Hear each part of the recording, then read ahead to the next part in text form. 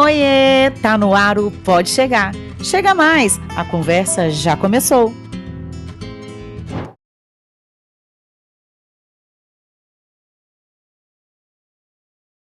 Nosso quarto episódio do Pode Chegar, ele chegou diretamente de Goiânia.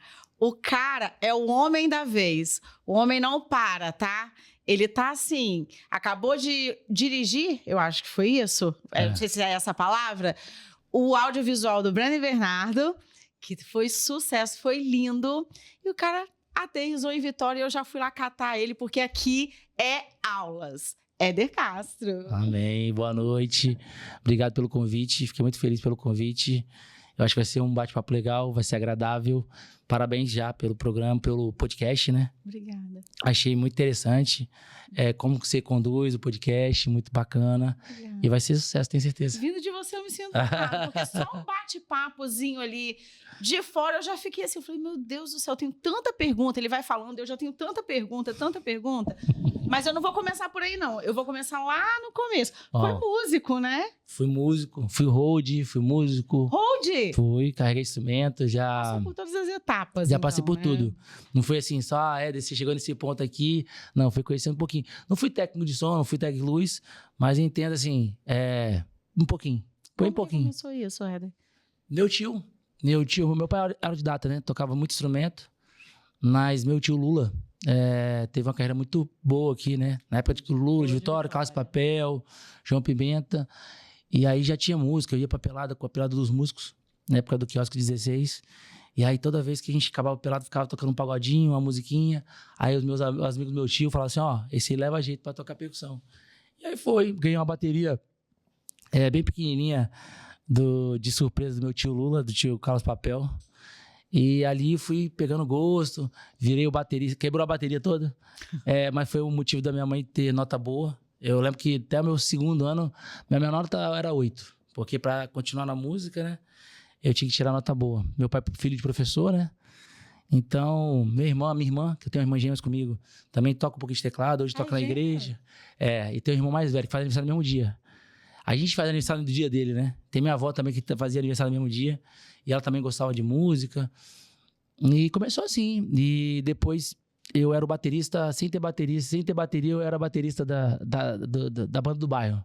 Até que um dia minha irmã tocava teclado, foi convidada para tocar numa banda, chamava Febre Humana, que era lá de Santa Maria. E eu sempre tinha que ir no ensaio com ela, com meu irmão. Ela pode tocar, mas eu tenho que ir junto. Então eu ia no Morro de Santa Maria ensaiar, até que um dia o baterista da banda, iniciado por coincidência, hoje é meu cunhado, marido da minha irmã, ele falou, cara, já que você vem, tem um surdo ali com esparadrapo e tem uma caixa ali, faz um agudo com grave ali e toca percussão na nossa banda. A banda de rock virou uma banda de axé e eu passei a tocar percussão. E esse meu cunhado, ele começou a comprar muito instrumento, porque ele acreditava muito no projeto. E eu, na época, eu jogava bola. E eu parei de jogar bola, fiquei empolgado com a música, e eu lembro que os ensaios foram pro terraço da minha casa. Então eu chegava do colégio, veio jogar bola na rua, eu ia estudar. Eu passei a estudar música, enquanto meus amigos estavam jogando futebol, eu passei a estudar música. E como eu já tinha feito teoria musical, e com mais sucesso na escola técnica, quando eu voltei a tocar mesmo, já para a orquestra, voltei porque meu pai era professor de escola técnica, e eu podia na época, na verdade, fazer teoria musical, né, aula de arranjo de improvisação, por ser filho de professor. E aí eu comecei a estudar novamente, voltei para a orquestra, aí fui tocando na Orquestra História Café, aí fui tocando nas bandas, toquei no Festival de AD, Comando Caia, fui convite do percussionista na época, estava entrando para ser vocal, e aí eu fui para percussão, e assim foi a minha carreira. Saí daquela bandinha da comunidade, passei a tocar na Orquestra História Café, viajei o estado todo tocando com a Orquestra História Café, e aí passei a tocar banda de baile, que aí foi o meu pontapé, assim, forte, porque na época eu tinha indicação de um grande percussionista que toca até hoje. Eu falo com ele, não sei como é que você tem saúde pra tocar até hoje, que é o Leandro Gordinho, mandar um abraço pra ele, meu amigão, assim. E ele, quando ele não podia tocar, ele me chamava. Então comecei a ter uma fama boa, né, no mercado da banda de baile, que era muito forte, de casamento, formatura.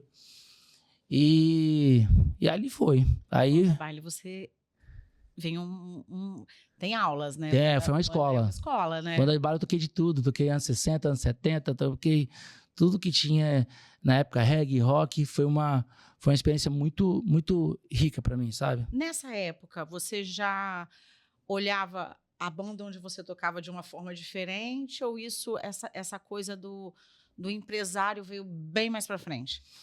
Então, essa questão do empresário, de empresariar artisticamente, veio... Assim, eu via algumas coisas que não eram legais nas bandas, e eu falava, cara, por que isso aqui não pode ser assim, pode ser assim? Mas assim, não era imposição. E as pessoas começaram a me perguntar. Aí passavam horas me ligando, do que você acha disso aqui, isso aqui, isso aqui? Eu sendo só músico nas bandas de baile. Pô, eu acho que isso aqui tem que isso aqui, pode ser isso aqui. Só que eu não via dinheiro nisso. Eu não tinha um valor, né? Eu falei, mas eu via assim, pô, tem um mercado disso aqui, né? Tem uma coisa diferente, tem uma coisa que não tá legal. Às vezes um posicionamento de um músico, às vezes um posicionamento de um produtor, às vezes a gestão daquele projeto, até financeiramente, que gastava de uma coisa e poderia gastar de uma outra forma. E aí eu comecei a entender música em cima da minha formação. Meu pai falou assim, Ed, você pode ser músico, mas você precisa de ter uma formação. E ele queria que eu fosse despachante de doaneiro, na época. Um amigo dele era despachante de doaneiro. E aí eu estudei, me formei em comércio exterior. E trabalhei 11 anos com importação e exportação paralela à música. E aí eu falei, cara, eu olhava para o escritório e falava, tinha um setor jurídico, tinha um setor contábil, tinha um setor administrativo. Eu falei, isso funciona na empresa. Por que a música não pode ser dessa forma? Como eu via que a música não funcionava dessa forma, onde que eu passava, talvez existia em outras bandas. Falei, cara, eu vou fazer não é uma coisa fictícia, eu vou falar assim, eu vou usar o termo mais profissional para as pessoas me respeitarem. Então foi quando eu fui fazer um contrato, aí fui perguntar para um amigo meu advogado. Por que eu não vou perguntar para um amigo advogado? Quando eu começou a faturar, por que eu não vou perguntar a um amigo meu contabilmente por que eu tenho que declarar imposto ou não? Então, financeiramente, como é que eu vou fazer uma planilha? E eu comecei a fazer sozinho isso aí. E aí foi quando as coisas foram crescendo, comecei a dar valor na minha sugestão.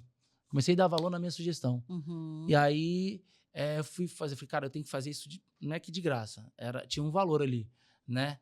Mas assim, dependia muito da minha postura. Como eu apresentava isso aí?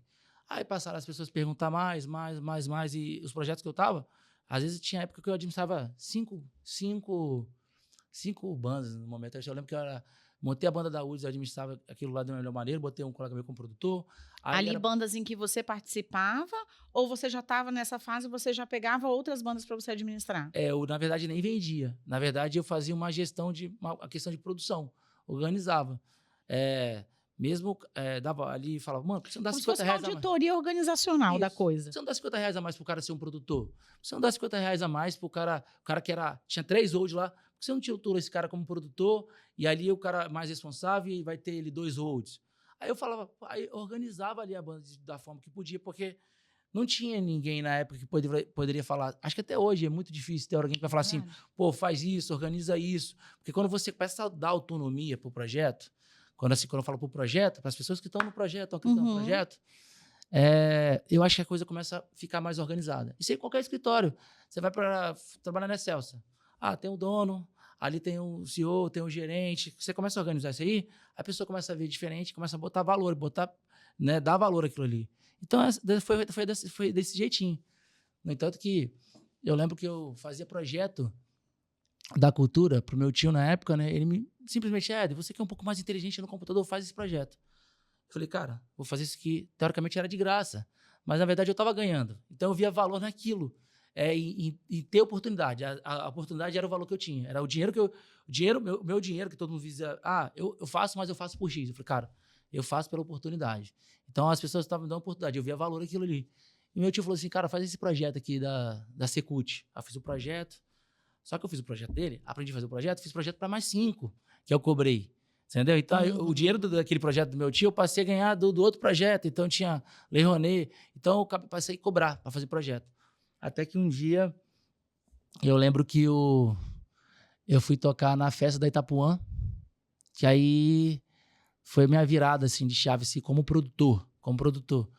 Que o Gordinho, o Leonan, ele me chamou assim, Éder, a Evidência vai tocar, precisa de 2 percussionistas. Foi na Bootplace Mais.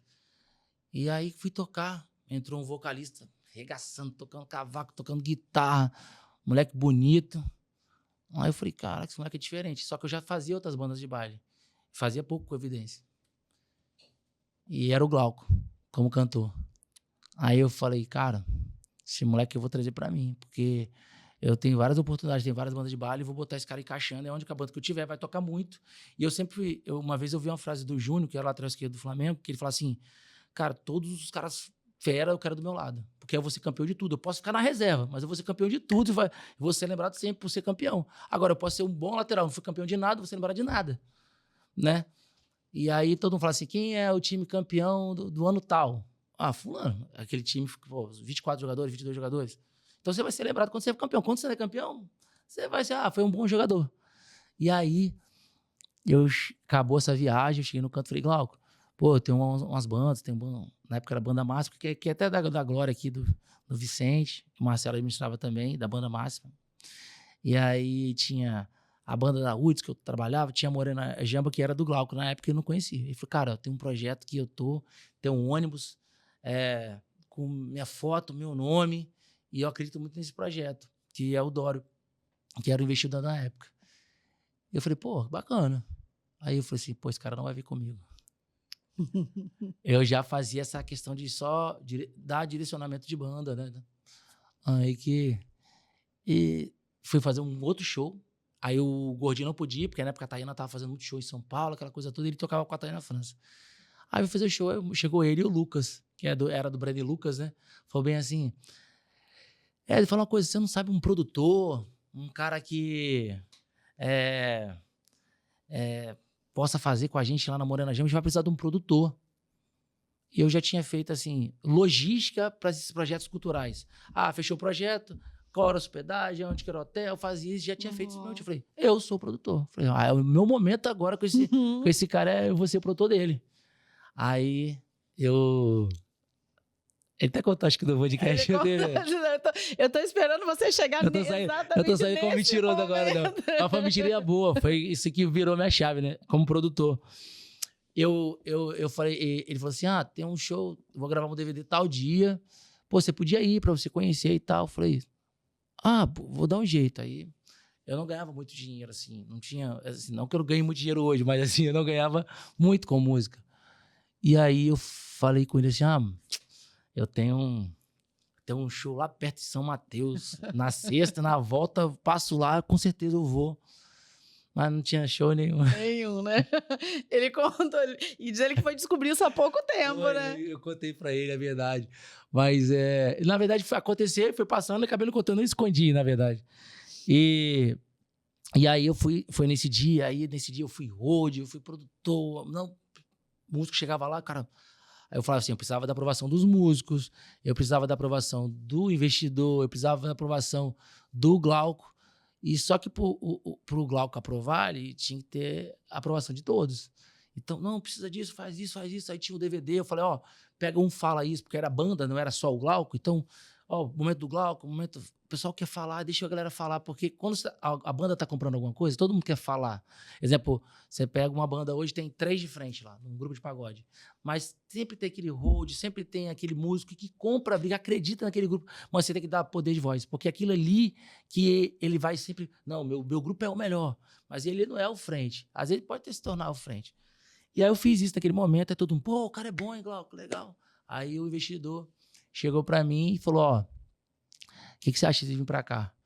E na época a banda era de axé. E o axé tava caindo. E quando eu comecei com banda de axé. Então eu toquei negócio Tropical dos Bairros, Tropical, Verão Praia Show, evento da Litoral. Verão Praia Show. Toquei, pô. E época de Subversão, Paquera, Muqueca, eu toquei o Batalá. E eu era fã, né? E eu sempre fui muito de observar. Eu passei o que eu fazia como músico, que eu ficava assim. Na época eu tinha umas rinchas de banda de axé, assim, né? Aí eu lembro que meus amigos falavam assim, você vai lá. Meus amigos não, uma pessoa específica falava assim, você vai lá, ficar babando ovo dos caras, tipo assim, ficar puxando o saco dos caras. E eu falei, cara, eu vou lá pra aprender, porque eu não sei nada. Então eu passei a estudar produção. E eu falei que eu tinha que ser o melhor.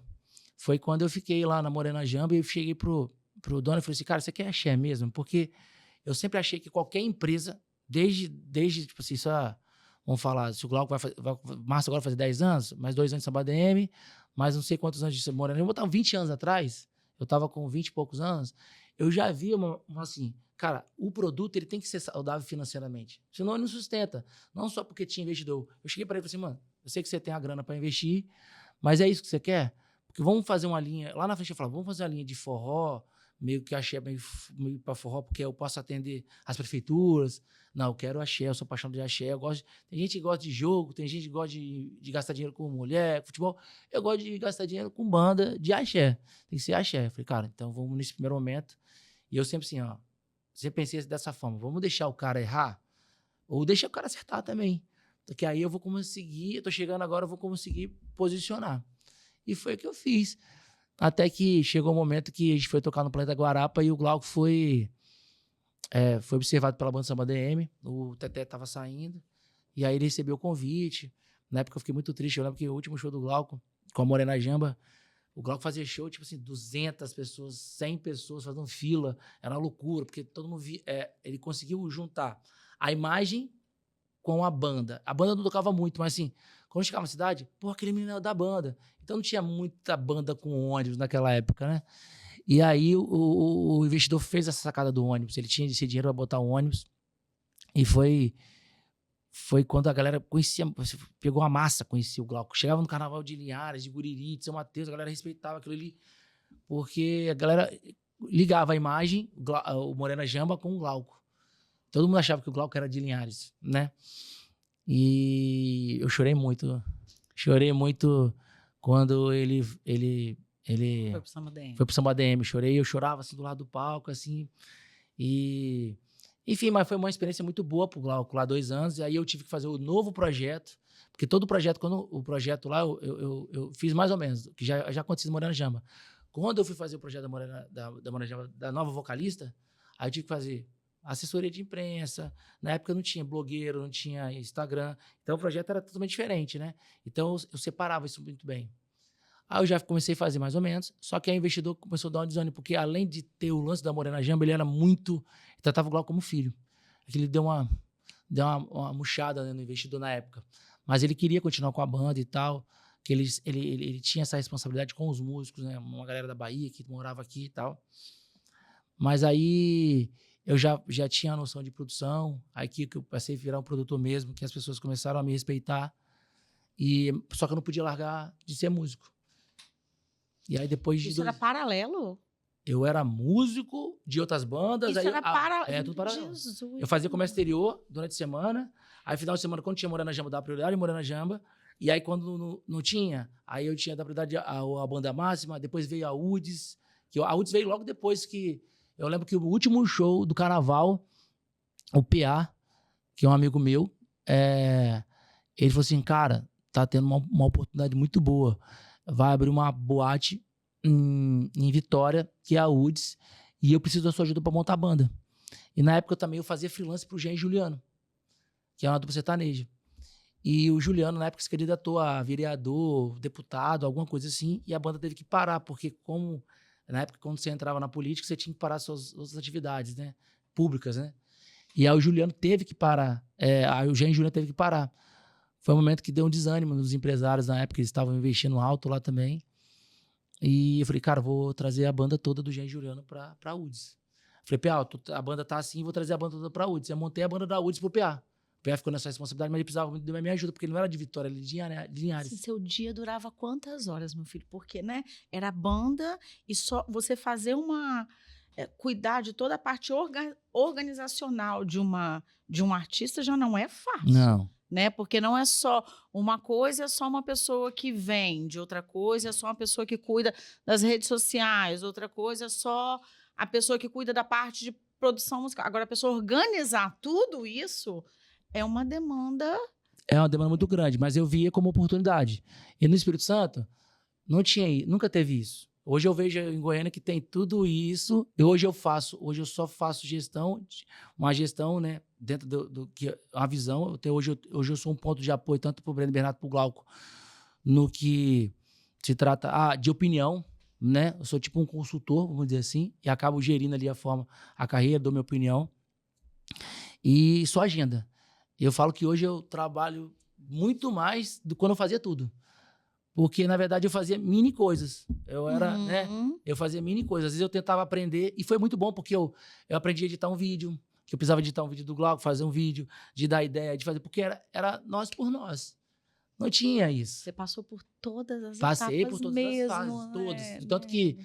No tanto que a minha sacada como digerir isso, porque eu casei, então eu precisava pagar isso aí.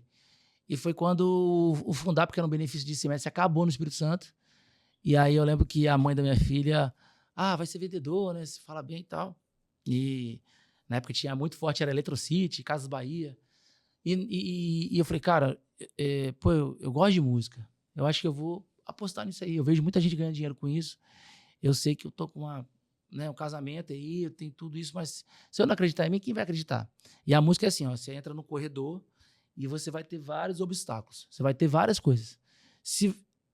Acho que até na vida toda, como médico, como alguma coisa, você vai ser médico. Aí você chega lá, vai estudar em tal cidade. Você chega lá, todo mundo chama para sair, para beber, você não vai ser um bom médico. Agora, se você focar ali, você vai ser um ótimo médico. Então, assim, depende do que você escolhe. E foi quando eu montei essa banda da UDS, eu comecei a ter contato com várias pessoas do Brasil todo, que a UDS vinha 20 do Brasil todo tocar. E aí eu passei a me posicionar. Foi quando o Dório, que era da Moranjamba, falou assim, Éder, tá tendo a oportunidade de eu investir no Felipe Fantin. Mas eu só entro se você entrar. Aí eu fui aproveitando as oportunidades, eu passei assim, ver e enxergar valor no meu trabalho, como produtor. E aí eu fui crescendo como produtor. E eu lembro quando a gente acabou essa reunião com o Felipe Fantin, a gente sentou no carro assim, eu e o Dório, ele falou, poxa vida, podia ser o Glauco. E aí não é que eu me cansei, é como se eu estivesse correndo na esteira e parado ao mesmo tempo. Eu falei, cara, eu não quero correr na esteira e ficar parado, porque eu saí lá de Vitória para vir para essa reunião aqui em Linhares e deixei minha família, deixei minha filha. E eu peguei e falei para ele, falei assim, cara, já é difícil realizar um sonho, principalmente na música. Já que você vai pegar seu dinheiro para botar ali um caminhão de dinheiro ali no artista, bota no que você acredita. Porque, assim, o Felipe é uma potência. Mas qualquer artista eu acho que é uma potência, se você trabalhar. Só que se você botar no meio do percurso que se for só dinheiro por dinheiro, só por talento, só por talento, não adianta. Então, o sonho, ele faz com que você não se curve no beco ali. E aí, o que eu fiz? Falei, cara, liga pro Glauco agora, então. Aí ele falou, tá, liga aí. Aí eu liguei, o Glauco não atendeu. Cheguei no hotel, o Glauco atendeu, falou, cara, o que foi? Eu falei assim, cara, o Dório, aconteceu a reunião assim e o Dório falou de você. Ele falou, cara, acabei de descobrir que eu vou ser pai, o salário que eu ganho no Samba DM não vai dar pra sustentar minha família e eu vou ter que fazer minha carreira solo. E, pô, veio coisa de Deus. Aí eu falei, puta merda. Mano, faz o seguinte, liga pro Dório, ele já deve estar dormindo, que ele é fazendeiro, né, e tal. Aí ele ligou pro Dório, combinou, eu já não podia mais na outra reunião, aí a gente combinou, e aí a gente fechou. Aí ele ligou pro Dório e falou assim, eu entro se o Éder entrar. Aí o Dório, eu só entro se o Éder entrar também. E aí eu vi que também, além de ser proativo no que eu fazia, tinha também a confiança, que eu acho que é o mais difícil hoje. Hoje você tem muita gente com talento, mas não passa confiança. Eu lembro que na época da Moranjama eu andava com 50 mil reais na mochila. E prestava conta de tudo, de nota, de tudo. Eu acho que também teve isso. Além do talento, acho que a base que minha mãe me deu, que meu pai me deu, de honestidade, isso fez com que eu chegasse nisso. Chegasse nesse ponto que eu tô. Honestidade, sabe? Ser sincero, sabe? Honesto com as coisas. E aí eu fiz o projeto do Glauco. Aí eu falei assim, cara, eu vou ficar responsável pela parte da banda, a parte de produção. Isso foi em que ano, Éder? Nós estamos em 2026, foi em 2016. 6/3/2016. Foi o primeiro show do Glauco. 6/3/2016. Isso foi na transição dele do Samba DM para a carreira solo, né? A gente fez um projeto que aí eu tive que ser muito responsável com o Glauco, porque a Roberta estava grávida. A Roberta já estava grávida, o aluno tinha acabado de nascer, se não me engano. E eu precisava ser responsável. Ai, vou mandar um beijo pra Luna. Luna, beijo, estou te esperando no Instagram ainda, tá, garota? Ela foi com o Glauco, a gente falando do Instagram. Aquilo ali ela é artista. é sua próxima artista, né? Tomara, Luna, É a próxima favor. artista do seu casting, né? Porque Luna... Ali a família é produtiva, né? né? Não, a Roberta também esconde, a Roberta é puta artista, assim. Eu só sei falar que ela é deusa. Ela é Roberta, linda, eu só né? sei falar disso. Eu falei, não, pelo amor de Deus, essa mulher é uma deusa.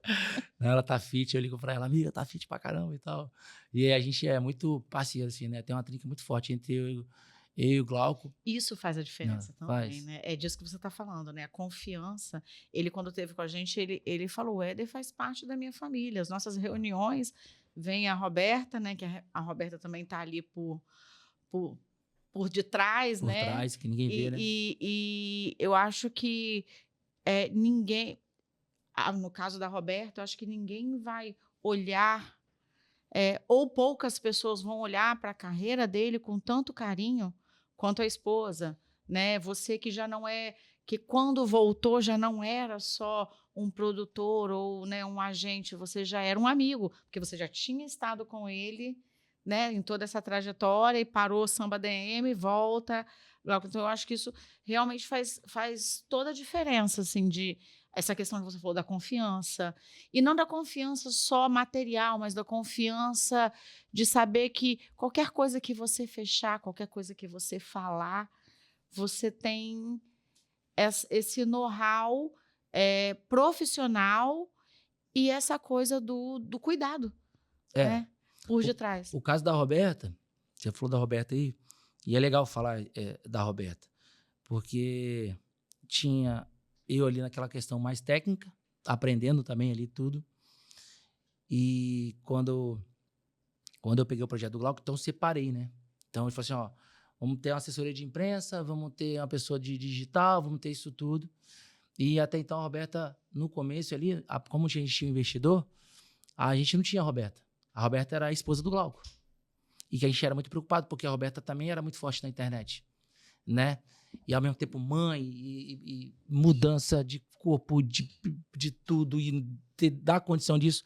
E foi um momento que o Glauco estava aprendendo, porque ele nunca teve um projeto solo. A Roberta como mãe, esposa, tudo, administrar o Glauco dessa forma. E segurar a onda, porque sendo grávida, essa mudança eram muitas incertezas, e ela com uma criança para vir, né? Mas eu sempre tinha um olhar, eu sempre tive um olhar um pouco mais clínico. Porque o Glauco, não é que ele só funciona por causa da Roberta. Na verdade, ele é um propósito de vida dele. O trabalho, ele anda junto com a família. E aí, eu tive que ter esse equilíbrio de entender. Foi quando o investidor, depois de um tempo, ele saiu do projeto. E aí, a gente precisava de alguém para tomar conta do dinheiro do Glauco. E eu sempre fiz questão desse dinheiro nunca passar na minha conta. Porque é isso que, quando você cria uma amizade, cria um relacionamento, você tem que ter ali onde que a corrente pode pocar. E eu falei, cara, minha corrente pode pocar no financeiro. Então esse dinheiro nunca pode passar na minha conta para ir para a conta do Glauco. Porque eu vi vários artistas desentenderem com o empresário nesse ponto. E aí foi quando sempre passava na conta dele e o Glauco me pagava. Então ele sabe quanto que eu ganhava no projeto dele. Então nada passava, porque o depósito saía do contratante direto para ele. Então é que ele me pagava. E aí eu tive essa sabedoria logo de início, de entender essa forma. E quando a Roberta assumiu o financeiro, eu sabia também que ela estava aprendendo. Ela sabia, ela era meio que conta, receber e pagar.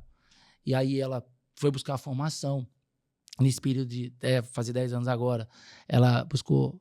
E esses dias a gente teve uma reunião, foi até uns 3 dias. Eu falei que foi muito difícil para mim, porque eu fui músico do Glauco, porque eu não era músico. Quando eu saí da UDS, aí o investidor na época tava e falou assim: por que você não vai tocar? E as pessoas cobravam o Glauco: por que o Éder não toca? Porque eu tocando também tinha uma energia muito boa. Eu falo que eu não tocava muito, mas eu tinha uma energia muito boa. Então eu tocava, eu vendia o show. Aí depois que eu vendia o show, eu fazia a pré-produção do show. Logística, tudo. Aí depois chegava no show, fazia a produção do show. Depois eu tocava, então eu era vendedor, pré-produtor, produtor, e aí eu vendia o show, fazia o show, né? Tocava o show. Então, já era difícil para mim. Só que, pro outro lado, pra Roberta, era também muito difícil, porque ela tinha um momento que ela tinha que ser financeiro, tinha que ser a esposa, tinha que falar sim ou não pro projeto que gastar ou não, tinha que botar o Éder ou o Glauco em xeque. Só que a Roberta sempre teve o olhar clínico. Ela sempre separou assim, do olhar como esposa, do olhar do financeiro que pode ou não, e também do olhar de fora, de fã do Glauco, né? Então, assim, aí eu fui pegando o que era de bom da Roberta e sempre trouxe ela para dentro. Porque talvez alguém na minha função poderia Mas é o oposto. oposto. Ah, não, ó, eu tô aqui fazendo essa gestão de projeto e tem que Mulher funcionar não do se meu mete, jeito. né? Tem Mulher umas não se coisas mete. assim, Exatamente. mulher não se mete. E aí tem momentos que eu puxo o Glauco. Glauco, você que tem que ser o ponto de aporto, porque tem hora que é difícil você dividir o mulher e o financeiro. E aí eu falo, Glauco, entenda que você é o cantor, mas você é dono da empresa. Você tem o Glauco, dono do CNPJ, e tem o Glauco como artista. Então, eu tento administrar isso da melhor forma, porque ele confia muito em mim, e a Roberta confia muito em mim. E sempre começou assim, Glauco, ó, hoje eu sou o Ed que trabalho para você. Amanhã, a gente pode ser os melhores amigos. Hoje a gente fala que a gente é muito amigo, sabe? Mas sempre eu respeitando ele sempre respeitando. A gente nunca teve uma briga de desavença, de uma coisa forte. Sempre eu tive que ser firme muitas das vezes. Ele também teve que ser firme. E assim, ó, tem um respeito muito grande. E eu acho que isso que durou 10 anos. Eu falo que é muito difícil você pegar um projeto que você vai falar assim, pô, tem 10 anos que o projeto tá na ponta. É muito raro o Glauco ficar um final de semana sem tocar. Hoje, como a gente aumentou o valor do cachê, então nem todo mundo pode pagar na frequência. Como diminuiu a quantidade de casas de show, não tem a frequência de show que talvez a gente fazer 20, 30 shows com um valor muito menor. Só que a gente aumentou o valor do cachê, né? Demanda e oferta, né? Então, assim, mas assim, é difícil ter um artista, eu falo de evidência, vai fazer agora em março 10 anos na ponteira. Que você fala assim, quem são os principais artistas, assim, porque a gente sempre fala assim que a gente não tem essa parada de o melhor artista, né? Quem são os principais artistas? Você fala, o Glauco. E aí foi quando eu tive a sacada também do Glauco, que aí eu conduzi tudo isso dessa forma. Eu falei, Glauco, até quanto tempo você acha que você vai ter saúde para você ser o cantor? Eu falei, pô, por que a gente não pode ser sócio? Porque na época tinha muito assim, as grandes contas, os grandes contratantes, não queria falar com o Ed. Vou falar com o Ed, que é um percussionista. E existe esse preconceito.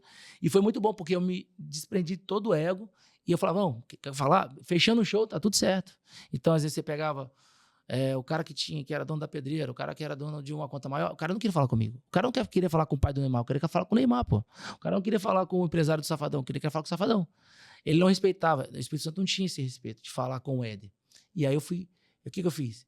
Em vez de impor, eu fui cultivando até ter o respeito dos caras.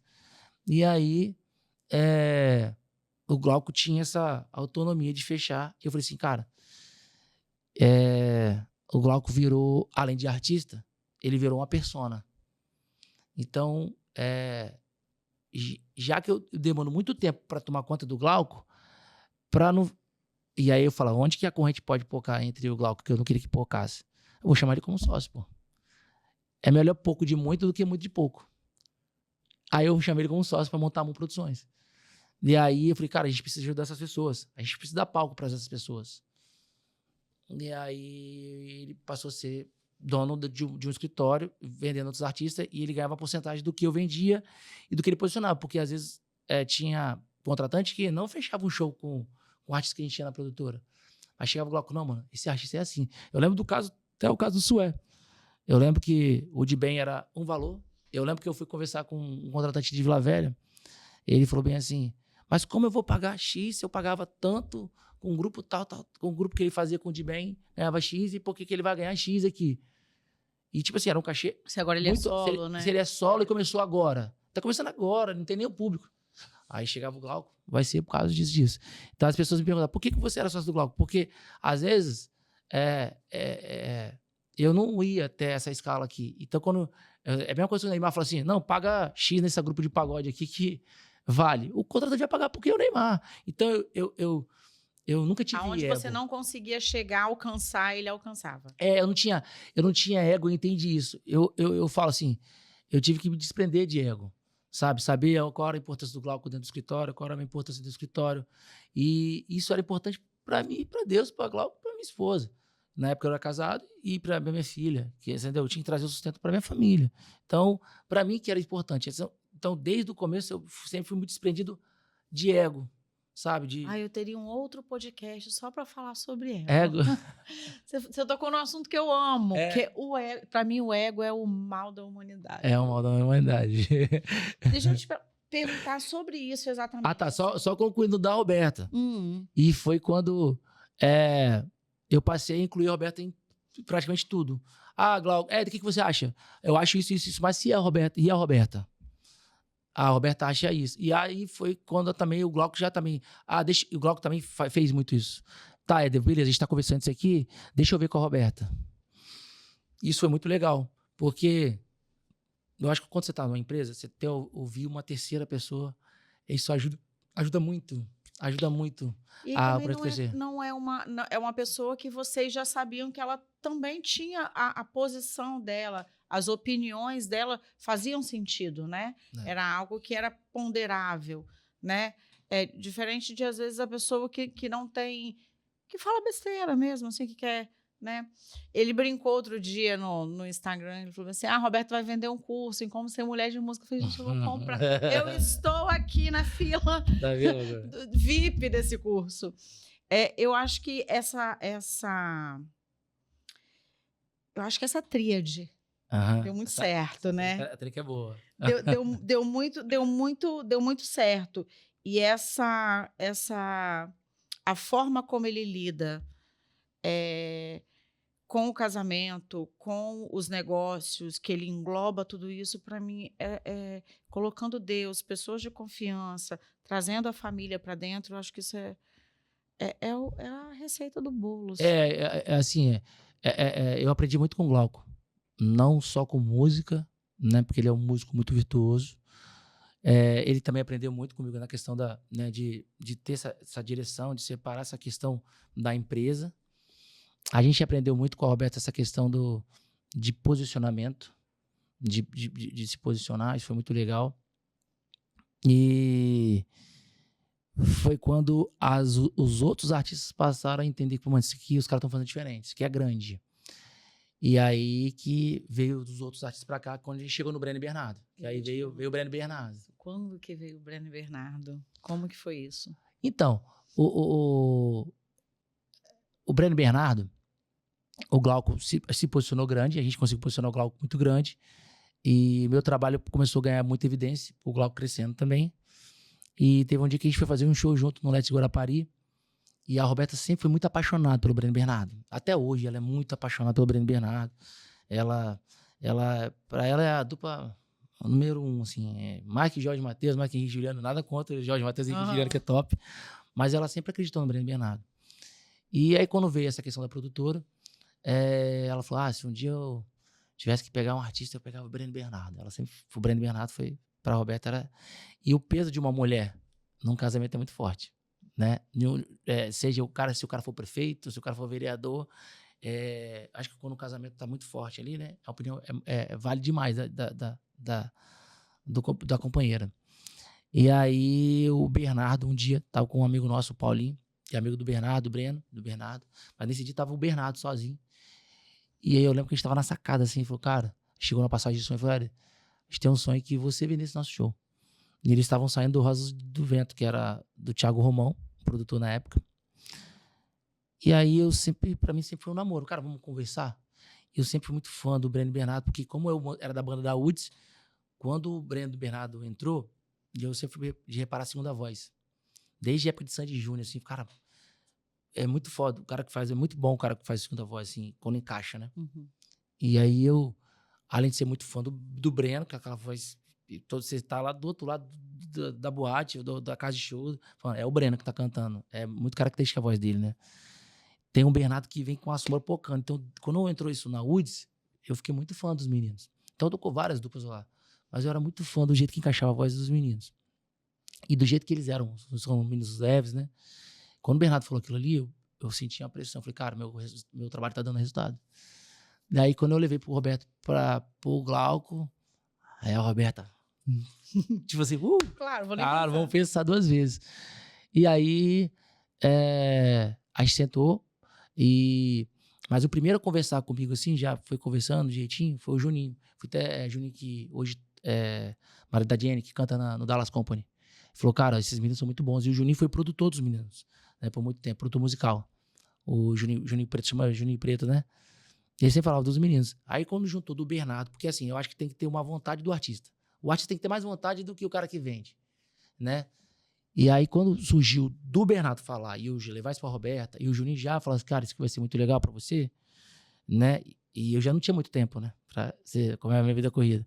Eu falei, cara, juntou a vontade do artista, juntou o Glauco, junto como sócio, né? Na produtora, juntou o Juninho, que era um cara, é um menino de confiança, confio muito no que o Juninho fez. Ele fez o Daniel Caon, ele fez o Breno Bernardo. Então o Juninho Preto, ele fez muitos artistas assim, de baixo, cresceu. Eu falei, eu dou muito valor a isso. E aí veio o Breno Bernardo, a gente foi trabalhando, foi conduzindo, e sempre nossos acordos com os artistas era assim, ó, pegou um cara grande, maior que a gente, que possa fazer vocês estourarem no Brasil, vai embora. E aí foi quando teve... Esse aí eu vou contar, ninguém sabe dessa história, quase ninguém sabe dessa história. Foi quando eu cheguei com o Breno Bernardo e o Glauco muito forte em todos os lugares, assim. Já tocou pra todas as seminalistas, tocou pra todas as caloradas. Tipo assim, você imaginar, os meninos já tinham tocado. Falei, cara, não consigo botar esses moleques mais em lugar nenhum. E quando começou a ter as crises das boates. Então, assim, eu sempre, por exemplo, eu tô aqui em 2026, já tô pensando em 2027, 2028. E aí eu bati um desame muito grande. Nem o Breno, nem o... Foi um momento difícil pra minha vida, que eu falei assim, cara, me dediquei tanto tempo pra música. E eu perguntava pra Deus, falei, Deus, mas por que? Por quê? Por que isso? Eu lembro que 1 ano atrás eu tinha conversado com o Glauco e falei assim, cara, vai embora daqui. Não vai ter um cara do Espírito Santo que vai estourar o Brasil. Vai ter visibilidade em ali um lugar que você vai e tal. Vai estourar, assim, que vai ficar morando aqui, que vai sair daqui. Naquele momento eu estava muito mal e falei isso. Pode ser que hoje aconteça isso. Mas às vezes muitos artistas, como você vê o Alemão, você vê o Celestão do Zé agora, às vezes tem que ter uma visão de alguém de fora para o cara, né, se posicionar. E eu falei isso pro Glauco, vai embora. E ele foi pro Rio na época. Mas o que aconteceu foi mais pesado, foi quando eu cheguei, na época eu estava casado, eu juntei a minha esposa, juntei o pai e a mãe dela, que eram pessoas que me apoiavam muito. Falei assim, a partir de agora eu vou montar uma pizzaria. Liguei para um amigo meu, vou largar tudo. Vou fazer, então vou ter a responsabilidade de ser passo a passo isso aí. E aí eu ia... Aquele momento foi, puta merda. Eu lembro que eu tava na cozinha e eu falei, vou parar tudo. E eu questionei Deus, por que aquilo ali? Por que você me fez chegar nesse ponto assim? Aí, eu liguei pro amigo meu e 2 semanas depois, acho que 1 semana depois, o Breno e o Bernardo foram pra uma reunião de um cara importante pra mim também. E aí ele pegou e falou, o cara vai te ligar aí, foi uma conversa muito boa e o cara quer levar a gente pra Goiânia. Aí eu achei que era mais um papo e tal, e eu fui... eu tava na época de fazer muita resenha do Gia do Glauco. Muitas as labels do resenha do Gia do Glauco. E eu precisava fazer a resenha do Gia do... Eu precisava fazer a resenha do Gia de Cariacica. Foi no Quintal da Boa. Aí eu precisava da tiqueteira na época. E aí eu liguei pra tiqueteira, o atual investidor do Breno Bernardo. Aí eu liguei e falei assim, tô precisando da tiqueteira, o negócio do Glauco. Aí ele já casou a reunião e tal. E aí ele falou, não, seguinte, mas esquece a tiqueteira, você vai falar com fulano lá, manda seu CNH. Segunda-feira a gente tá indo pra Goiânia, segunda ou terça-feira, vai ter a gravação do DVD do Icaro Gilmar, uma dupla muito forte lá no Centro-Oeste, lá. Acho que no Brasil todo, o Icaro Gilmar, né, que viaja pro Você Tá Doido. E a gente foi pra lá. Aí ele me apresentou o Dracena, que era o cara que vendia o Gustavo Lima. E minha vida, da pizzaria, que eu montar a pizzaria, nem cheguei a fazer a resenha. As coisas, né? E aí foi uma resposta de Deus pra mim. E eu fiz um propósito com Deus da minha vida como homem. E aí eu faço questão de falar isso pra muita gente, porque eu fui casado há 10 anos E aí, separei. Aí, no meu segundo casamento, eu fiz um propósito. E aí, eu fiz esse propósito. Cumpri esse propósito. E Deus me abençoou profissionalmente. Foi de me posicionar como um homem, sabe? De ser um cara mais correto no casamento e tal. E aí, Deus me abençoou. E eu vi o propósito de Deus na minha vida. Eu faço questão de falar isso para todo mundo. E hoje eu estou num grande escritório. Aprendi isso com o Glauco.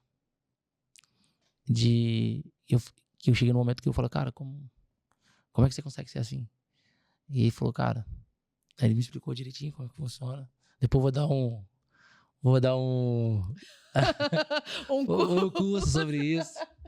E aí Deus me abençoou. Hoje eu tô com pessoas maravilhosas lá no escritório, são pessoas que a gente também tá aprendendo junto, porque é um escritório novo, né? O Dracena saiu do Gustavo e foi montar o Marquinhos Dracena saiu do escritório do Gustavo e foi montar um escritório para ele. Foi tudo muito difícil. Hoje, graças a Deus, as coisas estão clareando. O escritório, você vê que o escritório tá mais leve, tá? O escritório que... E aí, nesse meio tempo, você foi para Goiânia? Nesse meio tempo foi assim, ó. Vamos lá, vamos conhecer como é que funciona o processo. Fui vendo tudo isso com o Breno Bernardo. Paralelamente, pintou um investidor pro Glauco. Sem ser o investidor do Breno Bernardo. E fomos mapeando e tal. E esse cara que queria investir no Glauco, que era um dos donos do Café Della Music, ele falou assim, cara,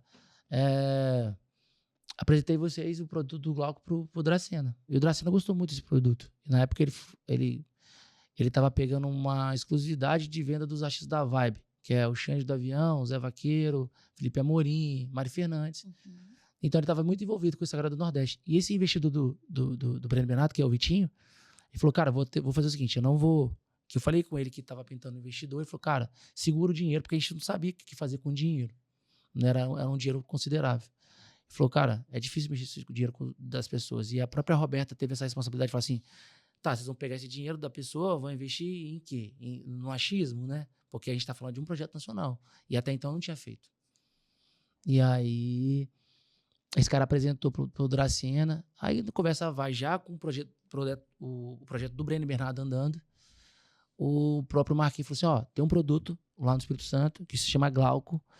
E, cara, um produto muito bom. Ele tá na fase boa. Eu acredito que você investir nesse cara, ele vai ser... Ele, além de ser um produto muito bom, ele vai te dar uma rentabilidade. Que aí, como o investidor ele precisa de dinheiro para investir, movimentar, seria interessante. Que foi meu entendimento ali na hora. Aí o Vitinho me ligou, não, esse produto é um produto que o Éder também vende lá, porque eu continuei vendendo o Glauco e o Breno Bernardo, né, com esse projeto em Goiânia, projeto de carreira nacional. Aí o Vitinho falou assim, quem vai investir sou eu, porque ele ia até em Fortaleza para conversar com o pessoal da Vibe. Uhum. Mas aí, o que ele fez? Como o Marquinhos já estava entrelaçado, ele foi, e gostou, ele falou, não, você acredita? Então vamos junto, vou trazer para o escritório também. Então aí eu falei assim, cara, que benção, né? Vou ter o mesmo escritório, com o mesmo investidor e com os dois artistas ali, né? Para mim tava muito tranquilo. E aí foi. E aí ele investiu no DVD do Glauco, aquilo tudo. Chegou um momento também que o Glauco teve o entendimento de que era momento de, né, não estar junto, né? Ele seguir sozinho, com o entendimento dele. E aí ele falou assim, continuou comigo? Vamos continuar, vamos fazer um projeto. Ele fez uma promessa para mim, que eu falei, mano, eu continuo contigo, mas você tem que, se você dá o sangue aqui, você vai ter que dar sangue 2 vezes mais, porque a gente vai estar sem investidor. E aí eu tive um carinho desse investidor, porque foi um cara que acreditou e acredita muito em mim. Eu tenho 2 pessoas fortes aqui, além do Glauco, que acreditou em mim. Ele cuidar do projeto dele e me deu visibilidade. Eu tive o Dório, que na época eu só queria ser produtor. Ele falou assim, não, bota seu telefone aqui e você atende o telefone. Então esse cara me acreditou como vendedor, sabe? Quando ninguém acreditava. E depois eu tive visibilidade como produtor, como vendedor, e isso me deu know-how para que o Vitinho também acreditasse em mim. Porque assim, é muito legal hoje você falar assim, pô, você canta muito bem, tem um monte de gente que bate nas costas. Você tem muito bem, eu tô botando X dinheiro, né, pra você acreditar. E eu falo que o Vitinho é um investidor que, além de ele botar o dinheiro, ele se envolve. Esse copo tá bonito, esse copo tá feio, essa letra tá errada. É difícil você ter um investidor, entendeu? Hoje o Breno Bernardo tem o Glauco também tinha. Eu lembro que um DVD do Glauco, tava eu e o Vitinho cortando aqui, importante, desesperado, precisando de liberação. Ele tava ali cortando. Então, assim, você tem um investidor que acredita num projeto, é muito diferente quando você tem um investidor que o cara não entende nada.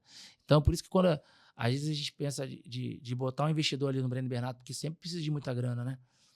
Então, ele tem essa preocupação, a gente também tem essa preocupação de o investidor vir, mas assim, não que ele precisa entender, mas ele precisa acreditar.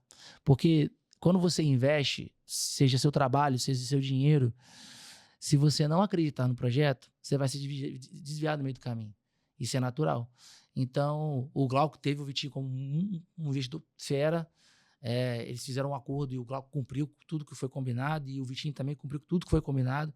Eles são, vou falar que são amigos, né, porque né, não são os melhores amigos, eu também vejo dessa forma, mas assim, são pessoas que se confiam, se respeitam, sabe? E até o Glauco me ligou, acho que foi semana passada, falou, o Vitinho me ligou para mim em tal lugar, encontrar com ele. Então, assim, tem um vínculo, né, de respeito, de carinho, mesmo não estando juntos. E o próprio Vitinho, mano, continuou com o Glauco mesmo, é isso mesmo. E aí eu ganho minha grana lá com o Glauco, ganho minha grana lá com o Breno Bernardo. E aí, paralelo, às vezes eu preciso dar uma consultoria, dou uma consultoria artística também para algumas pessoas, né? No pouquinho de tempo, né?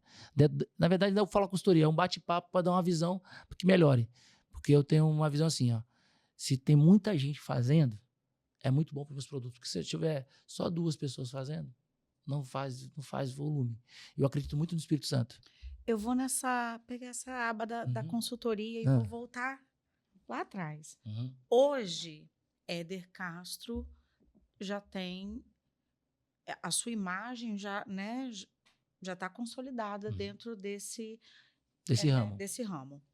Mas lá no começo, vou te falar, acompanhando, né? Eu vejo algumas dificuldades para se posicionar de pequenas coisas, assim, né? Se posicionar com o contratante, porque às vezes o artista quer chegar com uma postura diferente, como a gente estava falando anteriormente no off, né?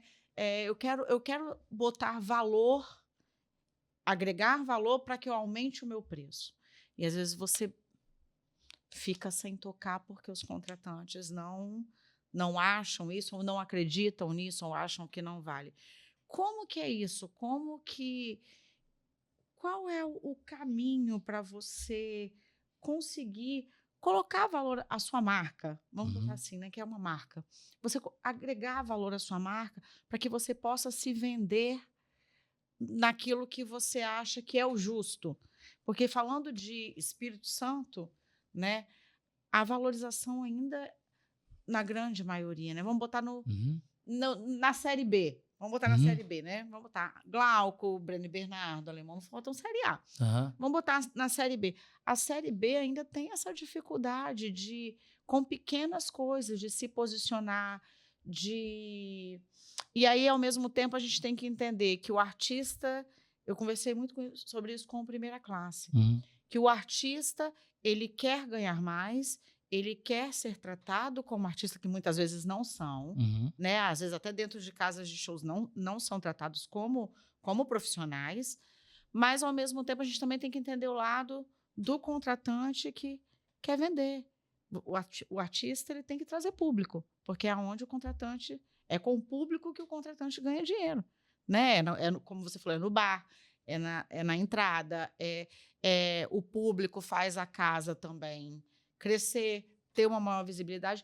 Como que é isso? Como que funciona esse mecanismo dentro da tua cabeça? Eu quero entender a tua cabeça sobre isso. A minha cabeça? Então, foi um processo. O Espírito Santo, ele não... Ele anda...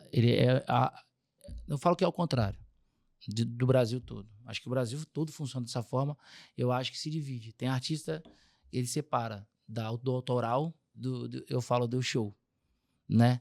Você vai para Goiânia, vou dar exemplo de um artista igual o Thiago Brava. Ele estourou a música, ele não sabia nem subir no palco. Então ele estourou a música e aquela música fez com que ele já fosse grande para o público ali comprar no Brasil todo, né? Com aquela voto estourada na época e tal. No Espírito Santo, eu falo que isso é muito bom, isso é ruim. Porque você consegue já começar uma empresa saudável, você tem a possibilidade de começar uma empresa saudável, mesmo sem estourar uma música. Lá fora eles têm grande dificuldade de trabalhar com artista pequeno. Lá fora, que eu falo assim, lá em Goiânia eles têm muita dificuldade de trabalhar com artista pequeno. E entender esse mercado. E lá eles tem uma divisão. Tem lá a galera que ganha lá 10 mil, tem a galera que ganha 150 mil. Mas o 10 mil tá lá tentando estourar uma música, né? Mas ele tá ali com a conta bancária dele estourada. É difícil quando o cara estoura, ali o cachê dele vai para 90 mil, ele não consegue fazer mais um cachê de 650 mil, 50 mil, 60 mil. A não ser que ele faça um particular, mas na prefeitura ele não consegue fazer. Porque você tem Tribunal de Contas, você tem Ministério Público que investiga isso. Enfim, o que eu fiz? Eu falei, primeiro, aprender o poder do não. Aprender o poder do não. Quando você se posiciona, você tem como fazer por valor X? Não. E é dolorido, porque assim, quando a gente tá começando com banda, a gente quer fazer 20, 40 shows. Nossa, minha banda tá com 40 shows, 20 shows, tá estourado. Então, é de uma maneira não tão profissional. E às vezes o cara não depende. E se você olhar numa grande maioria, você pega um cara que ele pega uma diária que ele ganha R$80 por dia e ele chega no final de semana ele ganha 200, 300 reais. Imagina, ele fez 3 diárias num sábado. Ele fez 3 diárias no domingo. Então, é complicado você explicar isso pro cara. Só que, imagina, o cara ele só pensa que ele tem que pagar o ensaio, ele só tem que pagar o cachê do músico e comprar lá o instrumento dele. Só que ele não entende que ele precisa de um setor jurídico, um setor contábil. Então, a minha visão foi que eu trouxe do comércio exterior. Então, eu falei, cara, vou trazer isso aqui e vou posicionar isso aqui e vou acreditar que isso aqui vai dar certo. Então, eu só mirei, porque até então não tinha ninguém de referência que pensava dessa forma. Por exemplo, eu pego vários artistas grandes que não posicionam dessa forma. Foi grande, cresceu, até com a música cresceu, mas a coisa, quando você não tem um esqueleto montado, a coisa não funciona. Só que eu acredito também que o artista, ele tem que entender que o cara que é o dono da casa de show, como a gente aqui no Espírito Santo, a gente foca no show, não na carreira. Aí tem o seguinte, o cara do show é o seguinte, ele vai lá, monta a casa dele, faz a propaganda da casa dele, bota o estudo da casa dele, e no final do mês, ele também quer ganhar o dele, quer ganhar muito. Então, assim, o que ele tem que tirar? Ele tem que tirar do artista, ele tem que tirar do DJ, ele tem que tirar do cara que limpa a casa, do seguro, ele tem que tirar de tudo. Que é um custo altíssimo, né? É na compra. Infinitamente maior, inclusive, do que às vezes o próprio artista. Da banda. Mas beleza. Só que tem que ter um equilíbrio, sabe? Então, primeiro tem que ter esse respeito. Que às vezes, eu lembro que quando eu comecei, eu falei, sacanagem daquele cara, quer pagar pouco e tal, não pode ser assim e tal. Mas se eu talvez falasse de uma maneira diferente, me posicionasse de uma maneira diferente, explicasse para que eu preciso pagar aquilo diferente. Posicionamento. Assim, eu acho que tem que ter um equilíbrio.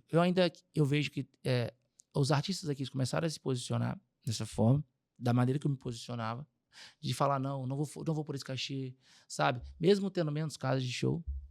Antigamente tinha muito mais casas de show e a gente não se posicionava dessa forma. Hoje tem menos casas de show e hoje eu vejo os artistas se posicionando, sabe? E o que acontece? Quando você começa a se posicionar, sabe, ter argumento pra falar, cara, eu não vou fazer por causa disso. Uma coisa você fala assim, eu não vou fazer não. Eu não toco por menos disso. Aí você fala assim, não, deixa pra lá, pô. Vou lá na sua casa, paga o ingresso, toma uma cerveja, curte o seu pagode lá, curte o seu sertanejo. Mas meu artista aqui não, eu vendo em outro lugar. Eu falo, caraca, mano, esse cara falou não pra mim. Porque ele me tratou, não é que menor, mas tipo assim, eu expliquei pra ele que o artista não vai tocar porque ele valor, porque ele tem uma esqueleto, ele tem uma empresa por trás. Então, quando você mostra isso pra ele, ok, mas não adianta você mostrar tudo isso se você não traz isso por casa dele. Eu quero cobrar 10 mil. Beleza, você vende 10 mil de ingresso? Você vende 10 mil de bar, que dê pra pagar o bar e tal, ele pagar tudo? Porque no final de tudo, eu vejo um monte de gente que paga o Breno Bernardo hoje num valor muito maior. Eu vendi o Breno Bernardo há 2 anos, sei lá, 2.500, 3 mil. Esse mesmo cara compra o show do Breno Bernardo 10 mil. Eu tô falando de 2, 3 anos. Mas o quê? Posicionamento de marca. Posicionamento de artista. Certo? A pessoa fala, não, porque o artista é lá de cidade tal. Lá de outra cidade. Não. Seja do interior, seja de qualquer. Se o cara se posicionar, ele vai ter o valor. Se você botar o alemão do forró pra tocar aqui em Vitória, você acha que ele vai tocar por menos de 100 mil? Não vai, pô. Porque ele sabe o valor dele. Porque ele sabe que ele vai vender no bar. Ele sabe que ele vai vender na bilheteria. Se você chegar hoje pro Zé, é a mesma coisa. Se você chegar pro Breno Bernardo, pro Glauco, que vai tocar em algumas cidades, o cara vai pagar com gosto. O cara vai pagar. Então, assim, eu tenho um exemplo, assim, ó, de uma semana atrás, de um cara que pediu um orçamento do Breno Bernardo, que era 3 mil. Passei 3 mil pra tocar na festa dele. Hoje, nessa mesma festa, eu passei a 22 mil. Mais hospedagem, mais alimentação, mais a cumprir o rider. E assim, mas foi o quê? Eu tive que virar minha mente, virar minha chave. Então, hoje eu não posso. Eu falei não lá atrás. Quando ele queria que fizesse por menos ainda. Mas eu me posicionei, sabe? E também ter esse diálogo. E aí foi quando a gente começou a ter as sacadas do Resenha do G, ter a sacada do Beber Por Aí, né? Acho que o Breno Bernardo começou até com Bebe Comigo, que foi lá na casa lá em Cariacica, né? Me lembra a casa do Fernandão lá, dos dois Fernandão lá, é o Quintal da Boa. Então os caras começaram a fazer lá... Do Fefeu? Do Fefeu. Então assim, eles começaram a fazer lá, pô, tava todo mundo indo, tava curtindo. Então, eu aprendi isso com o Fernandinho. Ele é da DE, é lá de Fortaleza. Ele foi empresário do Matheus Fernandes, foi empresário desses artistas todos, né? Tinha uma parceria com o pessoal da GH, que era Bumbuzinho, que era o Dilcinho, o Bumbuzinho saiu, né? Menos é mais.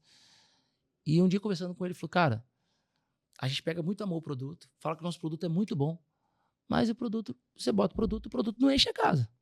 Então eu falei assim, cara, não é que deixar de ter amor ao produto, mas eu preciso provar para os meus contratantes que ele enche a casa. Então eu comecei a visualizar coisas que aconteceram no passado, coisas que estavam acontecendo naquele presente ali, que eu falasse, mano, eu tenho que, então, toda hora provar que meu artista, e eu passei a fazer isso com o Glauco, com o Breno Bernardo, muito assim, dele ir pra casa e lotar, e falar, mano, vamos filmar isso aqui? Vamos filmar a galera gastando bebida? Vamos filmar a galera batendo na palma da mão? Porque isso aqui que vende. O cantar só por cantar passou desse, porque a gente só vendia show. Porque o cantar pra cantar é quando o cara canta a sua música. Quando o cara canta sua música, o cara foi lá pra assistir a música dele. Vou lá pra assistir com o Jorge Mateus, vou lá pra assistir o Henrique e Juliano por causa daquela música. Eu amo, eu tenho história com aquela música. Então, a música, quando a gente começou a separar a música, convite pro regaço. Você vai, hoje todo mundo canta convite pro regaço. Você vai pra uma casa de show, todo mundo canta Seu Grão do Ano. Todo mundo canta Aqui Que é no Pai. Todo mundo canta Se Acabou. Fogo no Parquinho do Glauco. Todo mundo canta Trenzão do Breno Bernardo. Então, quando eu falei assim, mano, tem esse mercado que a galera vai pra curtir aquela música, cria história, se identifica. Falo muito isso com o Breno Bernardo. Falo muito isso com o Glauco. Cara, explica a música. Explica. Porque além do show business que a gente tem ali, do show que a gente tem que vender, porque o cara vai lá, toma uma pinga no Breno Bernardo, o cara dança, vê a mulher rebolando no show do Glauco, que vai pra ver lá, pra ter aquele negócio da zaração, da balada, ele também se identificar com a música, que ele dança, que ele tira da música do Glauco, que tira da depressão, se identifica com aquilo ali, né? Que sai daquele relacionamento e vai lá dançar. E ao mesmo tempo também tem do Breno Bernardo, o cara vai tomar cerveja e se identifica com a música e da balada. Beleza. Isso é legal pra caramba. Do amor que terminou. As pessoas precisam identificar, precisam da música, mas precisam do lance da balada. Então a gente começou a dividir isso aí, legal. Então, quando começou a fazer o Resenha do G, lotar, e o cara falava assim... O mesmo contratante aí que eu fiz, a gente fazia assim, proposital, porque primeiro que a gente precisava de um produtor local naquela cidade. Uhum. Então, o produtor local falava assim, caraca, o Glauco vendeu X mil de portaria. O Glauco fez X mil de bar. O cara chegava até com vergonha. Pô, você tem como fazer o show lá pro cachê tal daqui 3 meses? Ele não, eu faço por X valor. Porque quando eu vou fazer portaria com você, eu faço X de dinheiro. Porque o produtor local é ele que canta, ele que dança, ele não é ele. Entendeu? Então, eu comecei a fazer com que os artistas participassem também como dono do evento. Fazer um vídeo, é hoje, é amanhã. Que às vezes quando ele é contratado, ele não faz. Mas pra mim, botar isso na cabeça do artista, eu sempre falo quando eu peço vídeo pra eles, que eu acho que é a maior burrice hoje o artista não fazer vídeo. Isso dá até corte, porque eu falo assim, que isso é o artista entender que é a oportunidade de ele entrar numa outra rede. Ei, tudo bem? Aqui é o grupo fulano de tal e tal. Vamos fazer show essa semana em tal lugar. Aí ele faz só isso aqui e morreu. Ele só faz um vídeo. É porque Deus dá a copa. Eu sou artista. Ei, tudo bem? Acorda de manhã, gente. Essa semana vai ser... Eu agradeço pela semana que foi o show e tal lugar, tal. Falo de todos os shows desse final de semana. Já faço stories. Ou quando tem grupo, dupla, solo, solo é mais fácil, porque o Instagram dele é o Instagram artístico. A dupla não. Eu tenho o Breno, que eu tenho o Instagram dele, tem o Bernardo. E tem um Agora, Bernardo. isso. Aí eu com o Vitinho lá, vamos fazer tudo que agora faz tudo no Instagram do Breno, e o Breno reposta o que fez no Instagram, e o Bernardo também. E de grupo é mais difícil, mas o que acontece? As pessoas querem saber do dia a dia. Então, assim, eu já faria assim, ó. Se eu pudesse dar um toque hoje, eu vou falar, a mini consultoria, tá? Pra artista. Segunda-feira. Pega essa dica, hein? Pega essa dica. Segunda-feira. Galera, estamos aqui, ó, segunda-feira começou, obrigado. Pô, vamos falar de sexta-feira que o show foi maravilhoso, no casamento de fulano, no sábado o pagode foi maravilhoso, ó, agradecer a galera de tal, vai agradecendo pelo show, pô, sabe? E, claro, mostra o cafezinho da manhã, agradece a Deus por estar começando a semana, a galera gosta disso aqui, o cara gosta que você peida, que você caga, que você mija, ele quer entender, o público quer entender isso aí, que você tropeça, que você machuca o dedo, quer. E aí depois você agradece pela oportunidade, do que aconteceu de engraçado, do show acontece tanta coisa engraçada, e aí você vai ali na terça-feira trabalhando, e pô, quando você chega na quinta, sexta-feira, fala, galera, essa semana, ó, fica ligado, com sexta-feira, aí você já fala, ó, vamos estar aí no final, e amanhã, vamos estar em tal lugar, aí no outro dia, no sábado, já prepara o cara, ó, que se eu não puder ir em tal lugar, vai em tal lugar, pô, o contratante fica empolgado, isso faz com que o contratante, mano, os caras botam pra ferver, os caras compram a ideia do meu evento, porque se você, o Breno Bernardo e o Glauco começaram a entender que era importante fazer um vídeo para um contratante, quando eles entenderam que, quando eles faziam o evento, eles pediam, às vezes, um artista amigo pra fazer o vídeo e não fazia. Pô, mano, era legal. Mas por que você bota um artista amigo? Porque você sabe que aquele artista também vai trazer ele 50, 100 pessoas. Então, foi estrategicamente, involuntariamente, que a gente começou a fazer com que o artista entendesse que o vídeo é importante. Porque você vai pra uma rede de... Vou dar um exemplo aqui de uma casa de show aqui em Cariacica, que eu gosto muito, lá do Miguel.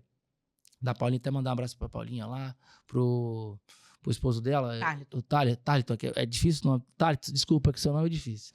Eu chamo ele de Thales. Mas e aí, exemplo, eles têm um pagode lá na terça. Pô, é tão legal quando você compra que você vai fazendo uma historinha que você vai tocar lá na terça-feira e lota, porque a pessoa vai querer contratar seu show. Porque, pô, comprou, lotou a casa, você faz um trabalho. Pô, com certeza o dia que você fala assim, pô, vamos dividir 50% porta e bar, vou. Porque esse cara, quando ele vem, ele traz muito público. Eu vou dividir um pedacinho de bolo com esse cara. Então, quando você faz e funciona dessa forma, você entra numa rede. Por quê? O artista, ele faz o Instagram dele. Quando ele faz o vídeo, ele entra na rede do quê? Do Miguel. Que automaticamente a Paulinha reposta e ele até na rede da Paulinha. Automaticamente na rede do Thalito, que são os donos. Sabe? Que ali você tá na rede dos promoters. Então, a grande burrice hoje do artista é não gostar de fazer vídeo. Se eu fosse artista, eu tava fazendo vídeo toda hora para estar na rede de todo mundo. Porque ali você começa a aumentar a sua rede de Instagram, porque as pessoas começam a te seguir, e quando você for divulgar sua música, as pessoas vão divulgar sua música, porque as pessoas vão visualizar, vão curtir sua música. Às vezes sua música tá na rádio, sua música tá no Spotify, as pessoas vão se identificar. Então as pessoas querem estar isso. Os bastidores, o dia a dia, isso conecta, né? Isso conecta. E aí a pessoa, quando vai num show, ela não quer só ir assistir o seu show, ela quer falar com você. Ela quer passar... Isso acontece muito com o De Bem Comida. Às vezes está ali esperando para subir um pouco, a pessoa vem... às vezes até coisas nossas, pessoais, né? Que a pessoa vem e fala assim, eu vi aqueles stories que vocês postaram, não sei o quê. Eu falo, gente, como que uma coisinha, um fragmento do nosso dia conectou com aquela pessoa ali, que ela falou, nossa, olha isso, que legal. Eu acho que E é natural, porque se você pegar o seu Instagram hoje, eu tive um exemplo agora do Monteiro. Monteiro, ele era da URPM, ele é uma agregadora, né, que distribui música para as lojas, a gente chama de loja, que é Spotify, YouTube.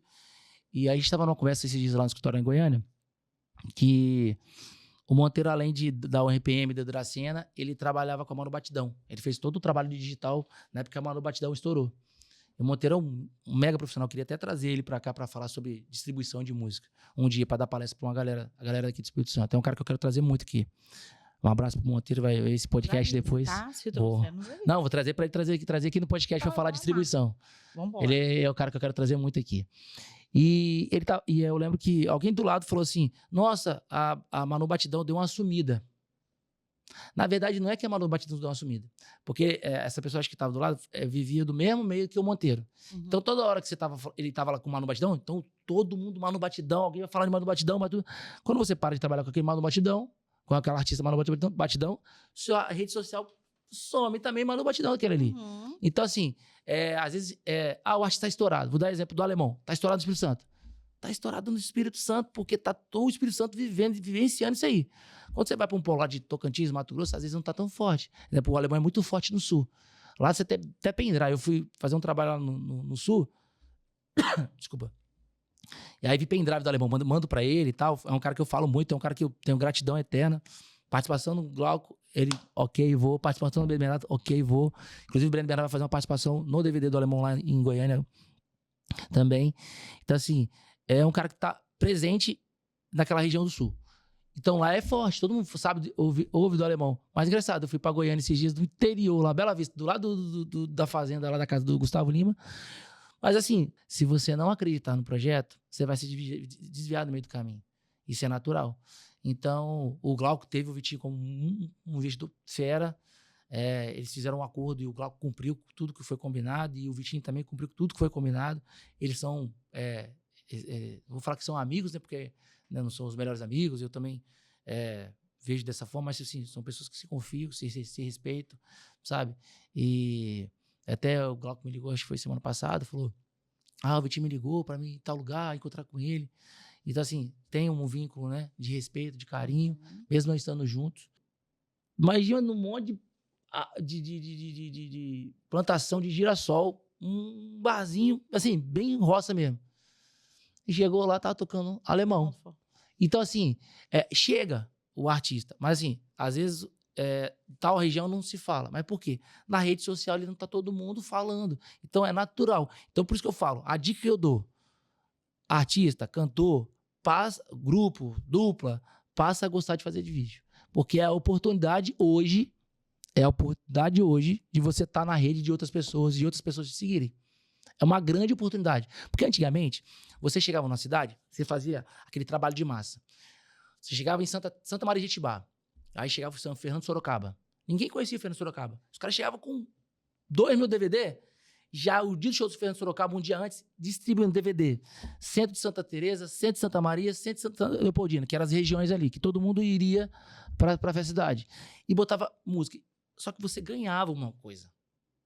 Então, eu posso levar pro meu irmão? Eu ganhei um DVD, vou botar o DVD. Eu quero botar aquele DVD, porque eu ganhei o DVD. Hoje não, é Spotify. Hoje é diferente. Você não dá nada pra ninguém. Pelo contrário, você pede. Por favor, minha música lançou, faz o pré-save, que é importante pro digital. Por favor, você curte lá que tem o Spotify, não, a gente fala que não é um aplicativo de música. Ele é um aplicativo de números, que quanto mais ouve, mais ele ganha dinheiro, e ali ele só ganha, né, porque a música é bonitinha. Então, assim, hoje é difícil para o cara ouvir sua música. Por favor, você bota minha música na sua playlist? Você tem que pedir, por favor, muitas das vezes. Quanto mais artista local. Lança a música, tem um trabalho, vai não sei o quê. Pô, bota lá no churrasquinho, bota minha música. Pô, faz uma historiazinha botando minha música. Antigamente não, você botava um DVD, ganhava um DVD, fazia aquela massa. Quando chegava de noite no DVD, todo mundo tava cantando. Hoje, eu tenho que botar o Breno Bernardo lá em Belo Horizonte. Sabe o que eu tenho que fazer? 3 meses antes, chegar pra Tayana, pro Monteiro, que é meu digital lá, eles tomam conta do digital. Mano, paga um patrocinado lá, um ADS lá, e empurra ali na região todinha, pra quando chegar lá, o pessoal tá cantando o Breno Bernardo. Entendeu? O Glauco vai cantar em Santa Maria. Eu falo, mano, bota ali 100, 150 reais aí na sua música ali, porque quando a pessoa chegar lá, o cara abre o celular, tá vendo um patrocinado. Então hoje é muito difícil. Então, cantores, dupla, banda, passam a gostar de fazer vídeo. Faz vídeo da hora. Só tem um show. Todo mundo achou chato? Porque é o seguinte, quem vê hoje não vai ver amanhã. E quem gosta de você vai continuar seguindo você. Quem não gosta, ok. Deixa pra quem gosta, vai deixar pra quem gosta. E vai alcançando outras pessoas também, outras pessoas vão chegando. Vai chegando gente nova. Então assim, faz vídeo mesmo, faz vídeo que tudo tá fazendo, de música, de trabalho, porque acho que esse é o caminho. Esse é um dos caminhos, tá? Aulas, né? Se deixar, acho que tem um monte de coisa pra falar não, aqui. Aulas. Essa coisa de que histórias conectam, né? hoje já teve... Você já conseguiu me emocionar aqui um negocinho aqui de nada. E aí eu vou te observando e vou vendo você falando a trajetória mesmo, a inteligência emocional, a sua entrega, né, para com os seus artistas, para as pessoas com quem você trabalha. Realmente. E aí você fala que Deus te honrou. Deus me honrou. E eu acredito nisso, eu me emociono com isso, porque é aonde eu creio. Se você faz uma coisa bem feita, se você está no... Né, a estrada é reta. Estrada é reta? A estrada é reta, não tem que fazer curva, né? Não. A estrada é reta. Se você vai na estrada reta, Deus vai te honrar. E tem algumas pessoas que estão querendo te honrar aqui. Ah, legal. Surpresa. Você acha que só você faz surpresa pro seu artista? Tá vendo, né? Temos surpresinha pra você também. Alô, galerinha do Pode Chegar, por aqui Breno Bernardo, passando pra falar um pouquinho desse ser humano. Desse aí. cara que tá sentado aí na cadeira de vocês aí, ó. Cara, tá que doido. falar do Éder, nosso joga boy, nosso braço direito, esquerdo. Perna esquerda, direita, cabeça. Cara, só agradecer pela sua vida, Joga. E, cara, te agradecer por tudo que você faz por nós. Por ter mudado o patamar do Breno Bernardo, que foi o cara que idealizou várias coisas junto com a gente. Te agradecer por tudo, pelas brigas, pelos esporros. Por cobrar os vídeos da gente, né? Que até esse vídeo a gente tá mandando em cima da hora aí pro Tico aí, ó. E, cara, por acreditar tanto no nosso projeto, às vezes mais do que a gente, e pelo amor que você trata tudo com a gente e pelo amor que a gente tem um pelo outro, uns pelos outros, né? E só te agradecer, Mas cara. é isso aí, Joga. Amamos você demais, fique com Deus. E esse ano é nosso, embora pra frente. Vamos! Tô esperando eles aqui. Obrigada, meninos. Mais uma vez, no aniversário do Miguel, eu fui lá, pedi para eles fazerem uma chamadinha pra gente. Eles fizeram, entregaram um vídeo também, assim, uns 45 do segundo tempo, tá? Nossa. E eu quero saber se você vai falar. Por que Joga Boy? Joga boy? É porque eu tenho uma dificuldade muito grande de lembrar o nome de todo mundo. Falo com muita gente. Aí eu falo, fala jogador, fala jogadora. Aí eu fui usando, eu usava muito esse termo, fala R9. Aí o que é R9? Eu falo, pô, R9, Ronaldo, fenômeno. Aí fala joga 10, pô, joga 10. Fala eu faixa, o 10 e tal. E eu tinha um amigo meu que era baterista da Pop Jazz e ele falava muito isso. E aí eu comecei a usar isso aí, falei, vai ficar mais fácil. Fala jogador, fala jogador. Aí começou agora a mudar o joga, fala diminutivo, fala joga. Aí tem uns que joga bomba, porque eu só jogo problema, aí joga tudo, bom. né? Aí virou joga 10, joga, todo mundo fala joga 10, joga boy. E cada um me chama de joga alguma coisa, né? Só confirmaram tudo Só que você confirmaram. falou aqui, né? O Breno Bernardo, eu lembro que eu tive 2 momentos importantes agora nesse DVD com o Breno Bernardo. Uhum. Uma foi um dia antes do DVD. Eu até tive a oportunidade de dar parabéns pro Bernardo e falei isso no Instagram. A gente alugou uma casa de ponto de apoio e o Bernardo ele tem uma dor na coluna muito forte. E aí ele acomodou todo mundo na casa. Uma casa muito confortável. Uhum. E aí eu tava muito cansado, porque eu dormi poucas horas, saindo lá da Multiplex Mais, vindo pro ponto de apoio. Ele me mexeu muito comigo, porque um dia antes do DVD, ele cansado, tinha que descansar. Ele é o cantor, também junto com o Breno. E ele deitou num puff, num baú, botou só uma cadeira assim, e esticou assim, dormiu assim. E tinha outras pessoas que também todos precisavam descansar, mas ele como cantor, ele não se preocupou. Todo mundo tem que estar bem. O Patrick é muito resiliente. Eu do Breno, um momento importante, quando acabou o DVD, aí o Patrick teve que dar atenção. A gente teve sempre uma preocupação, porque a Nath estava lá com a gente na casa, e a Mariana cansada, e a Mariana estava com outra casa com o Bernardo, e a gente sempre teve essa preocupação do Bernardo estar com a Mariana também, que tem que se dividir, né? Tem família e tal. E aí, o Bernardo foi dormir depois do DVD com a Mariana, com o Bernardinho, com o Tonhão. E foi um momento que tava eu e o Bernardo, o Cachaça, que é um amigo nosso, que é um do 40 Graus. Você conhece o Cachaça? O Cachaça é amigão dos meninos. E tava eu e o Breno, assim, e a gente se abraçou, começamos a chorar e Foi foda pra caramba. E tipo assim, eu tive 2 momentos ali com o Bernardo e com o Breno foi muito forte esses DVDs, assim, porque a gente vê o filme de tudo que a gente passou, de todos os DVDs, o que a gente tem que abrir mão de tudo, foi muito forte. A minha construção com o Breno e Bernardo sempre é muito... E eles falam, Edson, é o nosso paizão, você briga com a gente, toda vez que eu vou brigar com eles, brigar assim, né, chamar a atenção deles, eles me ouvem bastante, sabe? E é muito... É muito bonito a nossa relação. Quando lança o audiovisual deles? Então, lá a gente não tem uma data específica, porque acabou agora, tá acabando o Mix Master agora, eles vão agora para Goiânia para fazer o recal de alguns detalhes, né? E é rápido, lá tudo é muito, muito rápido. Só que os meus gravaram em dezembro, que é um período que a galera tá ali tirando férias, né, carnaval, e não lança muita coisa no sertanejo. Então, eu acredito que logo depois do carnaval já vai lançar a primeira música ali, e que a estratégia lá é 45 dias no sertanejo, né? Então, cada 45 dias você lança a música, o algoritmo do Spotify, ele tem que... É como se fosse o Instagram, se você não postar nada, o algoritmo não lê. Então, o Spotify tem disso, né? E aí a gente vai escolher uma música ali pra trabalhar, a gente vai lançar uma música agora, do último DVD que foi gravado em Goiânia, vai gravar com o Guinho Lulinha, que é do escritório do Tarcísio, do João Gomes, o Guinho Lulinha, não sei se está ainda, mas até então era do escritório do João Gomes, do Tarcísio, e acho que é esse aí. E aí vai lançar Guinho Lulinha, os caras são estouradaços no Nordeste, entendeu? E eles vão lançar essa música agora, acho que dia 29, dia 30, e já no dia 29 eles vão lançar a música, sexta-feira. Você vai liberar uma data pra eles virem aqui com a gente? Não, tá doido, vou falar agora. Vou brigar, vou falar. Tô esperando. Vem aqui, não, mas... Tô esperando. Não, tem que vir, Breno Bernardo, tem que vir. Tem que vir, acho que vai bombar aqui com o podcast deles. Acho que vai ser legal vir logo depois do lançamento, né? Que aí vai poder falar da música, poder falar do DVD. Claro. Vai ser legal. Você escolhe, você manda aqui. Tem mais recado, André?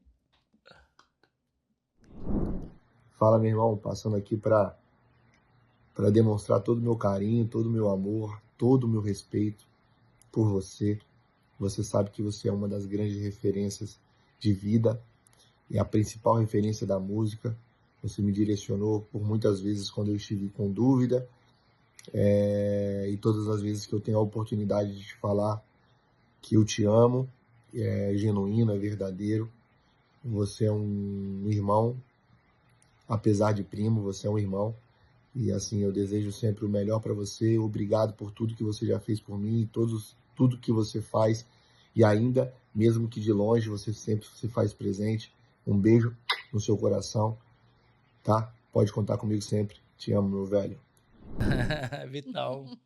Vital é meu primo, além de primo, é meu amigo. Esses dias. Sabia, não? Não sabia. Fala de futebol aqui do Espírito Santo, eu falo, sou primo do Vitor, sou primo... Foi treinador do Bernardo, o primeiro treinador do Bernardo no Grêmio. No Grêmio? É. O Thiago também, irmão dele? Cheira demais. Quando o Bernardo entrou, o Thiago já tinha saído. Mas enquanto o Vitor dava treino para Bernardo, eu ficava com a mãe dele lá, que ela ficava na cantina. A gente ficava ali tricotando. Ela que escolheu meu nome. É mesmo? Ela falou assim, você vai ser o seu nome, mas meu pai falou assim, você que vai limpar o meu primeiro cocô. A primeira fralda. Mas assim, o Vitor é um menino que eu vim, antes de mim, tinha de carreira musical, tinha meu tio Lula. Então eu sempre tive essa preocupação de não ser ter meu tio como sombra. O Éder, sobrinho do Lula. Uhum. E o Vitor conseguiu construir isso aí. O Vitor, primo do Éder. Ele fez a carreira dele. E isso eu sempre fui muito preocupado com isso. Então o Vitor levava nas bandas de baile, levava pra tocar. Né, Vitor, vai tocar, vai ser legal. Eu vi muito talento. O Vitor é um menino muito talentoso em tudo que ele faz. É bom treinador, ele é bom, foi bom jogador, bom músico, né? Então, assim, é um moleque que tem tudo pra crescer. De onde que ele escolher, e eu vou estar com ele, se ele também tiver de Uber, de engraxate, vendedor de bala, empresário, qualquer coisa que ele quer, eu sei que ele vai ser muito bom. O menino é fenômeno, não é porque é meu primo, sabe? É meu amigo, por muitas vezes foi meu confidente, foi a pessoa que eu desabafei muitas coisas, meu amigo mesmo, tipo, ele falou assim, né, meu primo, mas é amigo, eu sou pai, puxo a orelha dele, brigo, tá errado, ele não gosta, faz do jeito dele, depois me pede desculpa, mas assim, meu irmãozão, me respeita, eu respeito muito ele, gosto muito. Bom de ouvir a mensagem do Vitão. Mais uma. Salve, salve, galera do Pode Chegar, recebam esse rapaz aí carismático muito bem, assim como vocês me receberam. O que falar do Éder? O cara que é o meu braço direito, o cara que acredita em mim, assim, absurdamente, o cara que me motiva, me inspira, me coloca pra cima quando eu tô pra baixo, me acalma quando eu tô nervoso. E o cara que tá comigo aí desde o início dessa carreira solo, desde antes da minha carreira solo, é um cara que eu venho acompanhando a evolução, que é algo já facilmente perceptível, né? É só olhar para ele em todos os sentidos, a evolução que ele vem tendo como profissional, como pessoa, como pai e como produtor, né? Então, um cara que eu tenho um carinho, que eu amo, que é da minha família, né? É da minha família. É um cara que vai estar sempre comigo, um cara que eu vou carregar para onde eu for, ele sabe que ele está comigo. E é isso, irmão. E esse ano vai ser nosso, a gente vai conquistar muita coisa. Minha vitória, sua vitória é minha vitória, você sabe disso. Um beijo, te amo. Não demais, Aí a gente tem uma... É um bom tempo juntos, né? Nossa, a gente tem várias histórias difíceis, mas várias histórias assim que falou, cara, que a gente fala assim, puta merda, cara, a gente conseguiu. Eu lembro que tinha uma coisa que marcou muito assim, do Glauco, a gente não tinha dinheiro pra... Aí o pessoal vê assim, a gente, né, hoje vê o Glauco grande, né, e como eu trabalho com o exterior, então às vezes eu dividia uma coisa que eu tinha ali junto com ele que eu podia dividir. Teve uma coisa engraçada que a gente foi para Linhares para fazer uma reunião, a gente não tinha dinheiro do pedágio. A gente só tinha o CD dele, capinha vermelha. Falei, irmão, olha só, aqui a gente canta e tal, tem um CDzinho. O cara... E na volta a gente pagou. Na volta não tinha caixa eletrônica, não tinha Pix antigamente, esse negócio, a gente não tinha cartão de crédito. A gente nem crédito, na verdade, não tinha crédito. Eu ganhava muito pouco, ele também. Aí o dinheiro da gasolina do empresário que pagava ainda e tal, tinha que pagar. E a gente passou por caso. Eu lembro que quando o Glauco saiu do Samba DM, as pessoas falam assim, porque o Glauco... E eu falo que tudo isso é posicionamento de marca, as pessoas não conseguem entender isso. Acho que é ostentação. E às vezes eu falo com ele, às vezes, isso aqui pode... Eu lembro uma vez o Glauco... a gente tava... Esses 30 dias, a gente ficou 30 dias pra fazer o projeto. Tipo assim, o Glauco tava recebendo 5 mil de salário e ele não pediu nada pro investidor. Ficou 30 dias, ele e a Roberta, num apartamento em Vila Velha, com o Luna pra nascer. E aí, imagina, o aluno tinha acabado de nascer, alguma coisa. Eu não lembro bem, o Roberto tá grávida. Aí eu só sei que, tipo assim, amigo, vamos almoçar aqui fora mesmo, queimar a prática. Eu falei, mano, não posso gastar esse dinheiro, tipo assim. Então, era uma fase muito difícil. A gente passou essa fase difícil, passou esse lance do pedágio, sabe? Mas a gente conseguiu vencer. Então, às vezes a pessoa vê o Glauco grande, eu falo até de antes, sabe? Porque é saber respeitar esse processo também. Porque o Glauco, quando tinha 7 anos, que todo mundo ia jogar futebol, ia brincar, o Glauco ia com o pai dele, que, se não fosse o pai do Glauco, o Glauco não estaria até hoje, assim, a mãe do Glauco para levar ele para estudar música. O Glauco, que ninguém sabe, fez 8 anos de violão clássico na FAMES. Então, assim, um cara que estudou, um cara que canta inglês, sabe, canta espanhol. Então, enquanto tava um monte de gente curtindo, se divertindo com 7 anos, o cara correu atrás da parada dele, passou pelo processo todo, e a gente passou, assim, muita fase difícil na carreira para as coisas acontecerem, para ser aprovado, sabe, de as pessoas falarem não pra gente no começo. Claro que o Glauco é 1 em 1 milhão. Quando ele começou o projeto, assim, rapidamente a agenda dele foi tomada, mas foi tomada assim, por uma Nova Clube que contratou todo domingo, que foi o Luciano da Nova Clube, que é o dono da 247 Bebidas, acreditou muito nele. Foi o Cláudio, que na época administrava a UDS, falou assim, te dou a inauguração da UDS aqui. Então, assim, não eram várias casas de show, entendeu? Então, a gente acreditou e foi junto, e ele acreditou. Eu falo para muitas pessoas, você acha que é fácil pro Glauco abrir, sei lá, de X% do que ele ganha para mim? Mas ele tá me valorizando. Então, assim, fora de pessoas que não entendiam da música, eu tive o Dório, eu tive o Vitinho que acreditaram em mim. Uhum. Agora, do artista mesmo, acreditar, porque hoje, na época que ele começou, eu vender ele, podia muito bem ele se vender, pô. A Roberta vendeu o show dele, ele estaria ganhando mais dinheiro.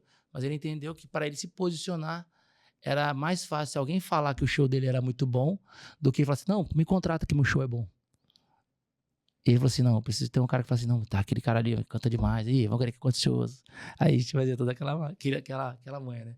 E eu agradeço muito o Glauco, porque ele confiou em mim, acreditou tudo que eu botei pra ele, e as coisas foram dando certo, muitas coisas decisão dele, muitas coisas decisão minha, muitas coisas decisão em conjunto, muitas coisas decisão com a Roberta, e aí deu certo, graças a Deus. Deus não une só pessoas, une propósitos. Propósitos. Também, né? Me aprendi muito, mais do que música, me ensinou muita coisa, como me posicionar como homem. Isso, ele por ser mais novo do que eu falo isso, onde que eu vou, eu falo.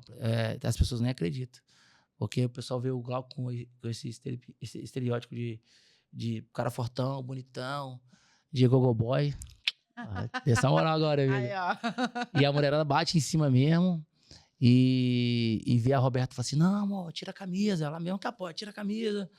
Fica forte, fica bonito. Ele dá uma segurança pra ela fazer isso. Porque dá. E ele me ensinou. Ele fala muito. Uma coisa que ele falou muito assim. Se você tiver com fome, for comer no restaurante, você não vai comer a comida de casa. Aí nem precisou de dar paulada. Falou tudo, né? E aí isso foi que me fez virar homem, sabe? Hoje eu criei uma linha de raciocínio, né?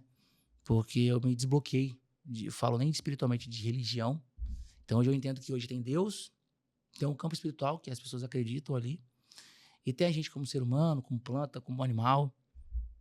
E eu falo assim, tudo que você vai falar, no agir, no falar, o quanto você vai ser construtivo e o quanto você vai ser desconstrutivo. Você tem essa opção, sabe? Às vezes você pode falar assim que a pessoa é feia, mas você pode falar que, hoje se você não tá na fase boa, sabe? Mas faz assim que vai ser assim, o que você acha? E você vai trazendo a pessoa pra lá, pra ela mudar a mente dela e virar a chave dela, então você vai ser construtivo. Ou você pode falar assim, você não acordou que você tá feio, não? Que você tem que malhar, que você não sei o que lá. Então assim, você pode ser, ajudar sendo desconstrutivo ou construtivo. Então, tudo é a forma de falar. Tudo é a forma de falar, é a forma de agir, é a forma de cuidar. E assim, a gente vai errar no meio percurso, é normal. Só que se você entender que você está conectado com Deus, sabe? E aí Deus acontece. Você pode errar, mas Deus não vai passar uma borracha. Deus vai fazer com que você aprenda a lidar com aquilo ali, ou com quem você errou, sabe? Para te perdoar e tal. Mas Deus vai conduzir para que você erre menos, sabe? Então, assim, e aí que você vai ter aquele papo de você ser um cara construtivo ou desconstrutivo. Aí você... Mas para isso você tem que ter coragem de olhar para dentro de você. Né? Que não é fácil. Não doído, é fácil. Né? Eu passei agora, recentemente por isso. Hoje, talvez eu estou na melhor fase para vir aqui, para falar sobre isso. Porque eu tive que chegar praticamente no fundo do poço para, sozinho, entender isso internamente. Depois eu tive a ajuda de pessoas, né? E aí eu entendi que a gente é tipo um pote. E aí a gente tem ali, espiritualmente, mentalmente, que é psicologicamente bem. Só que você só consegue estar bem espiritualmente e mentalmente bem quando a casa ela tá organizada, que é fisicamente. Não que você tem que estar firme, forte, aquela coisa toda.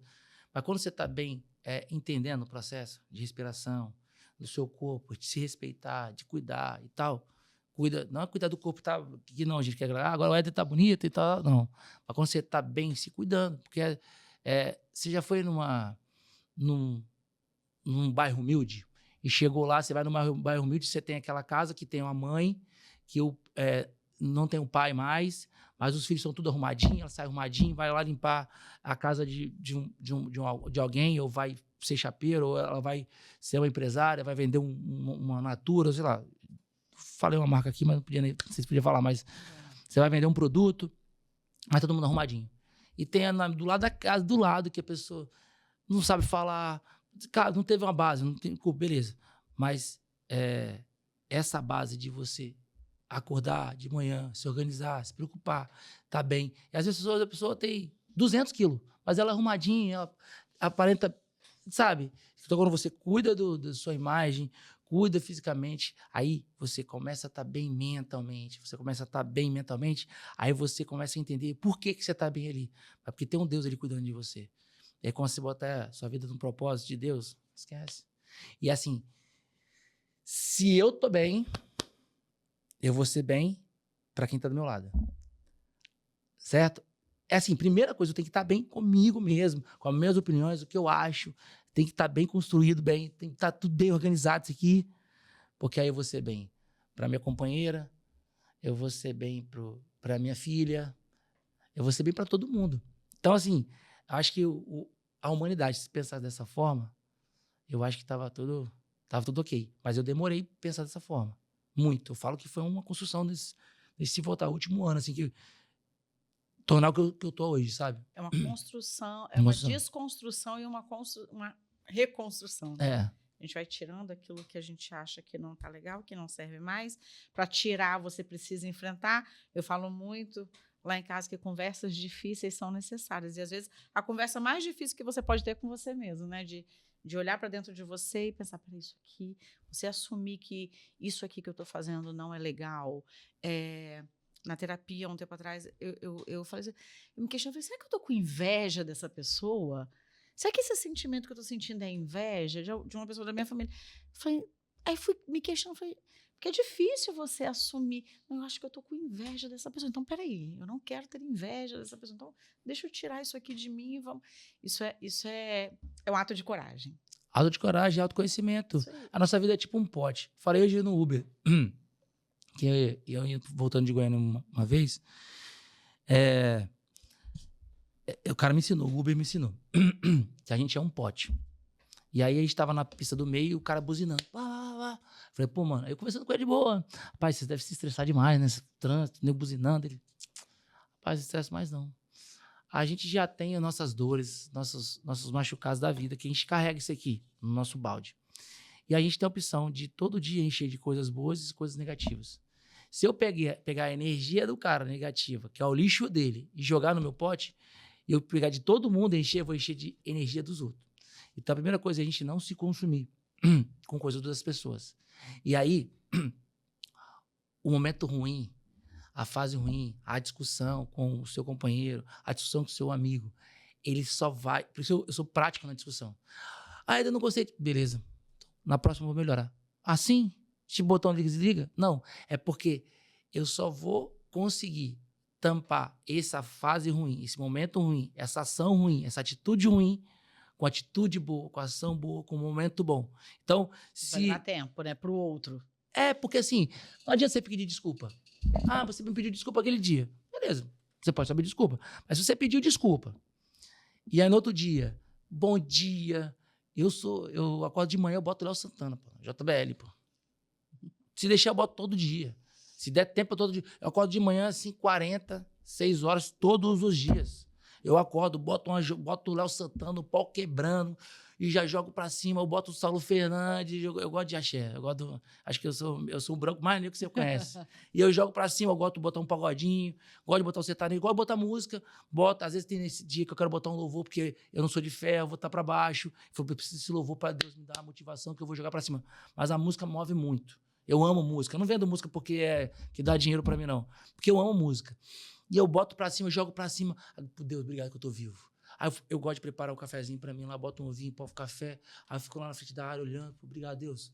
Tô vivo, tô com braço, tô com perna. Agora eu vou igual um leão. Porque aí eu brigo por causa da minha filha, que é o meu combustível. Entendeu? E automaticamente eu sei que tem 40 bocas que dependem de mim. Por quê? É o músico, é a mulher do músico, é o filho do músico. E eu trago essa responsabilidade pra mim e eu gosto dessa pressão. Eu gosto dessa pressão. Caraca, o cara não pode ficar sem data, que senão ele não vai botar o café da... Eu fico assim, eu não tenho essa responsabilidade. Mas só que sim, não é que eu tô sendo esponja, mas primeiro eu faço um passo. Passo a passo. Eu tô bem, tô jogando pra cima. Puf. Aí depois minha filha, sabe? Os meus, que é o Breno Bernardo, que é o Glauco, sabe? Que é o Vitinho. sabe, que são meus familiares, é minha família, minha mãe, meus irmãos. Pros meus, eu tenho os meus. Tem que saber quem são os meus. Aí eu vou encher meu pote do jeito que eu quiser.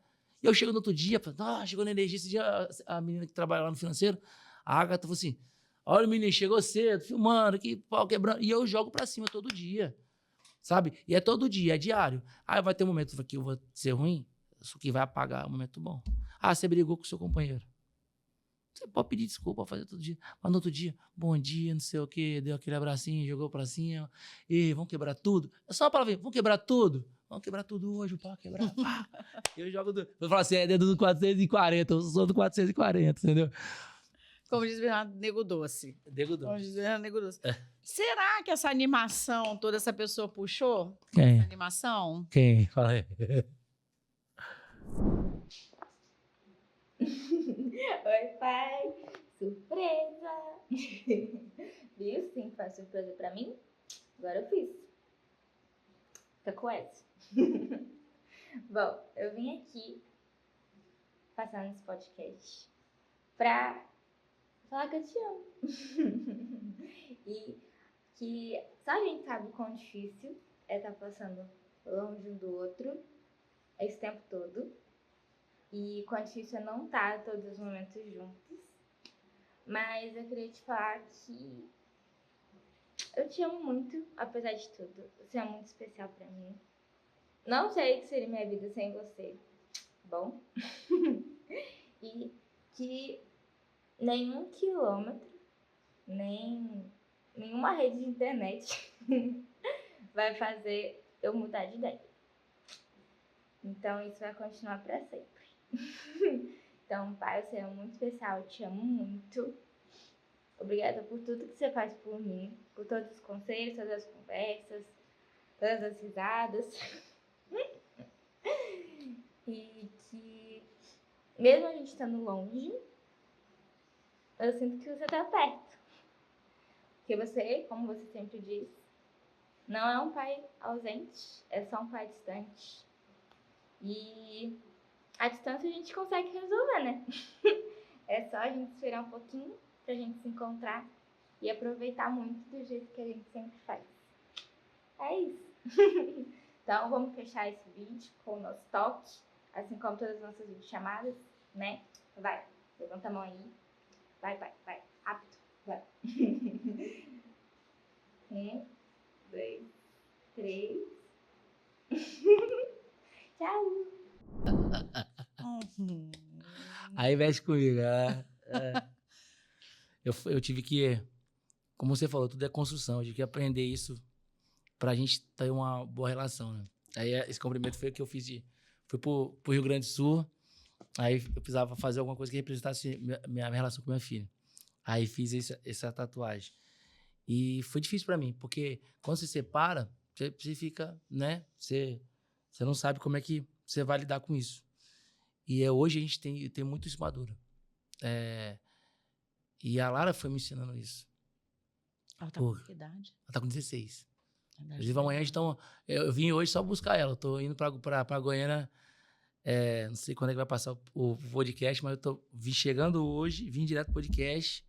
E daqui a pouquinho eu tô pegando ela pra gente pegar o voo de novo vim só pra buscar ela pra passar umas 2 semanas comigo, né? A gente tem outra viagem programada, vai ser boa também. Mas essa pra gente passar férias, pra gente aprender. E eu fui vendo muito assim, ó. Tem pai que tá ali todo dia. Mãe que tá ali todo dia. Né? Que não é o caso da mãe da Lara, que a mãe da Lara é fera. Mas não fala com o filho, não quer saber como o filho tá. Se o filho tá com manjuchado, se não tá. Você é mãe, sabe o que eu tô falando. Uhum. Então tem muito pai que tá ali, mas não é. Tá perto. E por muitas vezes eu tava perto aqui no Espírito Santo, não era um pai presente, sabe? Então hoje eu sou um pai distante, mas sou um pai presente. A gente se fala quase todos os dias, eu quero saber como é que ela tá, se tem algum namoradinho em cima dela. Já tá nessa fase? Eu tenho uma aposta com ela, né? A gente apostou R$1.000. Aí esse dia foi pro aniversário, o Vitinho me chamou, o Vitinho falou assim, deixa o carro aí, você vai comigo. Eu fiquei no posto de gasolina conversando com ela. Aí começa a falar, e aí, hoje em dia, eu gosto de falar alguns temas com a Lara que mais aberto. Né? E aí eu falei assim, filha, como é que tá lá? Porque ela entrou no IF, no Instituto Federal agora. E aí eu falei assim, no banheiro lá, tem uma menininha beijando na boca de menina e tal. Porque isso a gente vê que cada vez está normal e não posso tratar isso com preconceito. Aí ela falou assim, rapaz, eu não vi não, né? Aí eu aproveitei os menininhos andando em cima, ela, ai pai, não quer saber de namorar agora não e tal. Aí eu falei assim, filha, para, pelo amor de Deus e tal. Papai com 13 anos já beijava na boca e tal. E eu falando com ela normal, pra ela ficar mais à vontade também, confiante de falar isso comigo. Aí ela falou assim, pai, quer apostar comigo? R$1.000. Só vou namorar com 18. Tipo assim, vou beijar na boca com 18 anos. Uma coisa assim. Eu botei meu namorar porque alivia a barra dela. Porque beijar na boca, você pode beijar na boca, né? Tic-tac e tal. Falei, R$1.000, filha? Tô doido pra ganhar esses R$1.000. Aí no dia que eu apostei com ela, o Vitinho foi buscar a gente no aniversário. E a gente foi pro aniversário de um amigaço nosso lá na Serra, que é o Diego. Chegou lá. Chega lá perto de mim. Eu no banco lá, sentado assim. Pai, quase perdi a aposta. Aí eu falei, o que foi? Ela falou assim, aí eu, claro que eu vi de lá, eu pensei que era um menino conversando, que era um amigo dela de colégio. Ela falou assim, não, chegou o menino ali, quase que eu fiquei com ele. Eu falei, sério, conta pro papai. O coração doendo, né? Ela falou assim, não, o menino chegou pra mim e falou assim, como é que ele falou? Ele falou assim, ei, tudo bem? Boa tarde. Qual é o seu nome? Meu nome é Lara. Que legal. Esse criança que você tá brincando, que ela tá brincando com a criancinha, que é o filho do Vitinho, que é o João. É seu irmão? Não. É filho do amigo do meu pai. Sim, você tá em qual aniversário? Que tinha 2 chopanas assim no dia. Aí, eu tô nessa aqui. Aniversário do meu tio. Que legal. Me fala uma coisa, você tá acompanhada? Não, eu tô com meu pai, com o amigo do meu pai. Não, mas você tá ficando com alguém? Não. Aí ela, tá. Como assim uma menina tão bonita como você, não tem um namorado, não tá acompanhada? Menina de 17 anos. Aí eu tava lá de olho assim, de lá, mas achei, deve ser um coleguinha do colégio dela. E aí o menino falou bem assim, você se importa? Será que seu pai se importaria se a gente ficasse? Aí ela, vamos fazer o seguinte, meu pai é gente boa e tal, acho que talvez ele ficaria de boa, mas minha mãe, se ela souber que meu pai descobriu que eu beijei na boca primeiro do que ela, melhor não, deixa pra lá e tal. E ela falou assim, logo esse que chegou tão na conversa boa, eu falei, filha, vou te falar, nota 9 pra ele. Vou dar 10, não, mas 9. Nessa geração, eu falei, ele tá... mandou avançado demais. Eu falei assim, o papai tá solteiro? Aí eu tava solteiro, eu falei, papai vai até levar essa cantada pra frente. Eu chegava pra uma menina, ei, tudo bem? Qual é o seu nome? Tá acompanhado? Não. Como uma pessoa tão bonita como você tá solteira. Aí até brinquei com ela, rapaz, você é um idiota e tal. Assim, a Lara... Acabou a gente sendo muito cúmplice, amigo. Claro que nunca vou ser um pai, aquele pai que, né, exemplo, ela vai ficar 2 semanas comigo agora. Vou puxar, vou ensinar, eu sempre, toda vez que eu tô com a Lara, eu tento marcar alguns momentos, mas ela me marca muito no louvor que ela me apresenta, né, no gesto de entender, de me fazer pai também, muitas horas, eu ensino muito, eu tento ensinar muito pra Lara. A vida, ela tem 2 escolhas, né? É tipo se você estivesse num prédio. Você fala assim, pai, você precisa chegar lá embaixo. Pai, tem a opção de pular, tem que descer a escada. Filho, você pode pular, tem a opção de morrer. Tem como você descer a escada, chegar bem, mas você vai chegar lá embaixo. Às vezes é um pouco mais difícil, mas vai chegar. Mas eu dou o livre-arbítrio pra ela, sabe? Que eu acho que é a melhor opção. E eu falo com ela que a vida é feita de momentos. É bem material, a gente vai morrer, não vai levar nada disso. E eu fiquei muito feliz que no último aniversário eu recebi uma mensagem dela muito bonita. E ela falava desse legado, que ela falou assim, que ela tem como referência de eu ser um cara comunicativo, ela queria ser um cara legal como meu pai é, né? E ela falou, pai, você é minha referência disso, né? De ser um cara agradável com todo mundo, comunicativo, e que aquele momento que eu passei a ficar mais distante dela, trabalhando longe, ela entendeu que a gente precisa de ver momentos, detalhes, um abraço, um silêncio, na conversa, ou brincando demais. Um momento. Mas eu não falo um momento só comigo. Quando eu fui ensinar pra ela, eu não falei um momento com o pedaço dela, que é um cara fera, que é o Roberto, momento com a mãe dela, momento com o avô, com a avó, com os primos. Esse momento é o hoje, sabe? O que vai fazer bom hoje, você tá com essas pessoas, as pessoas querem estar com você, é o hoje. Tipo, a gente tá aqui hoje, aqui tá super agradável. Eu converso... O Tico tá aqui, a gente conversa, se deixar, a gente conversava 1 hora. Hoje a gente não conversa tanto, a gente ficava 1 hora conversando. O que fazia o Tico me ligar no outro dia é porque a gente conversava e era o papo bom. O que eu fazia ficar com o Tico conversando 1 hora era esse papo bom. O que vai fazer a gente tá aqui hoje, quando a gente se encontrar, cara, eu tá com o Éder, eu quero estar com o Éder, a gente tem que estar junto. É ser isso bom hoje, sabe? Então eu falo, Lara, o momento tem que ser bom hoje. Porque esse momento hoje, ele vai apagar o seu momento triste, seja com qualquer outra pessoa, com essa pessoa, e ele vai fazer com que as pessoas lá amanhã queiram estar com você e viver momentos bons. Então, viver momentos, não se apegar a coisa material. Esse legado eu deixei, foi um legado que meu pai me deixou, e eu queria ter deixado para Lara. E eu falo dos momentos. Porque assim, não adianta a gente estar todo dia junto e não viver aquilo ali. E aí isso aí eu deixei para ela e... Vou ficar nessa mensagem aqui, tá? Eu vou ficar nesse grande finale aqui, porque quando eu falei de aulas, é aulas e aulas. E realmente a vida é feita de momentos. E eu amei te receber aqui, amei esse momento, amei te conhecer. Pô, good vibes, aulas. Uma pessoa que eu gosto dessa coisa do autoconhecimento. Bom, né? Eu tenho um bichinho que me morde nisso aí. Eu gosto muito. Então, assim, só te agradecer. Obrigada por ter me ajudado a trazer o Glauco. Sei que vai me ajudar a trazer o Breno Bernardo. Obrigada por ter vindo. Gente, ele saiu do aeroporto e veio direto para cá. Olha como é que pode chegar. Tá podendo. Ele saiu do aeroporto e fez um bate-volta para buscar a filha, para passar umas 2 semanas, né, Éder? 2 semanas para passar em Goiânia. E veio gravar rapidinho daqui. Mal vai descansar, coitado. Não, já vou ver minha irmã, minha mãe, vou puder ver meus sobrinhos. E vou falar mais. Sempre que eu puder ajudar, trazer mais gente aqui. Obrigada. Sabe? Não só do Espírito Santo, trazer a galera do escritório, tiver aqui o Júnior Marques, a Ju Marques que a gente tem lá, a gente tem o Matheus Cauã, né? Se eu puder trazer de alguma forma, o Rafael Garcês, que é um fenômeno na internet. E assim, não só eles, mas de outros escritórios puder ajudar. Não só a artista, mas também o Monteiro, que eu te falei, a Tayana, a Aline. Pô, a Aline trabalha no contrato do Gustavo, vai falar sobre contrato. Eu acho que pra galera da música, pra galera precisa entender como é que funciona esse bastidor. O que eu puder ajudar de alguma forma, eu vou estar trazendo, ajudando, porque eu vi que o podcast, do jeito que se conduz o podcast, ele não vai durar muito tempo. Não vai durar assim, vai em pouco tempo, na verdade. Ele vai crescer, sabe? Vai ser um podcast grande.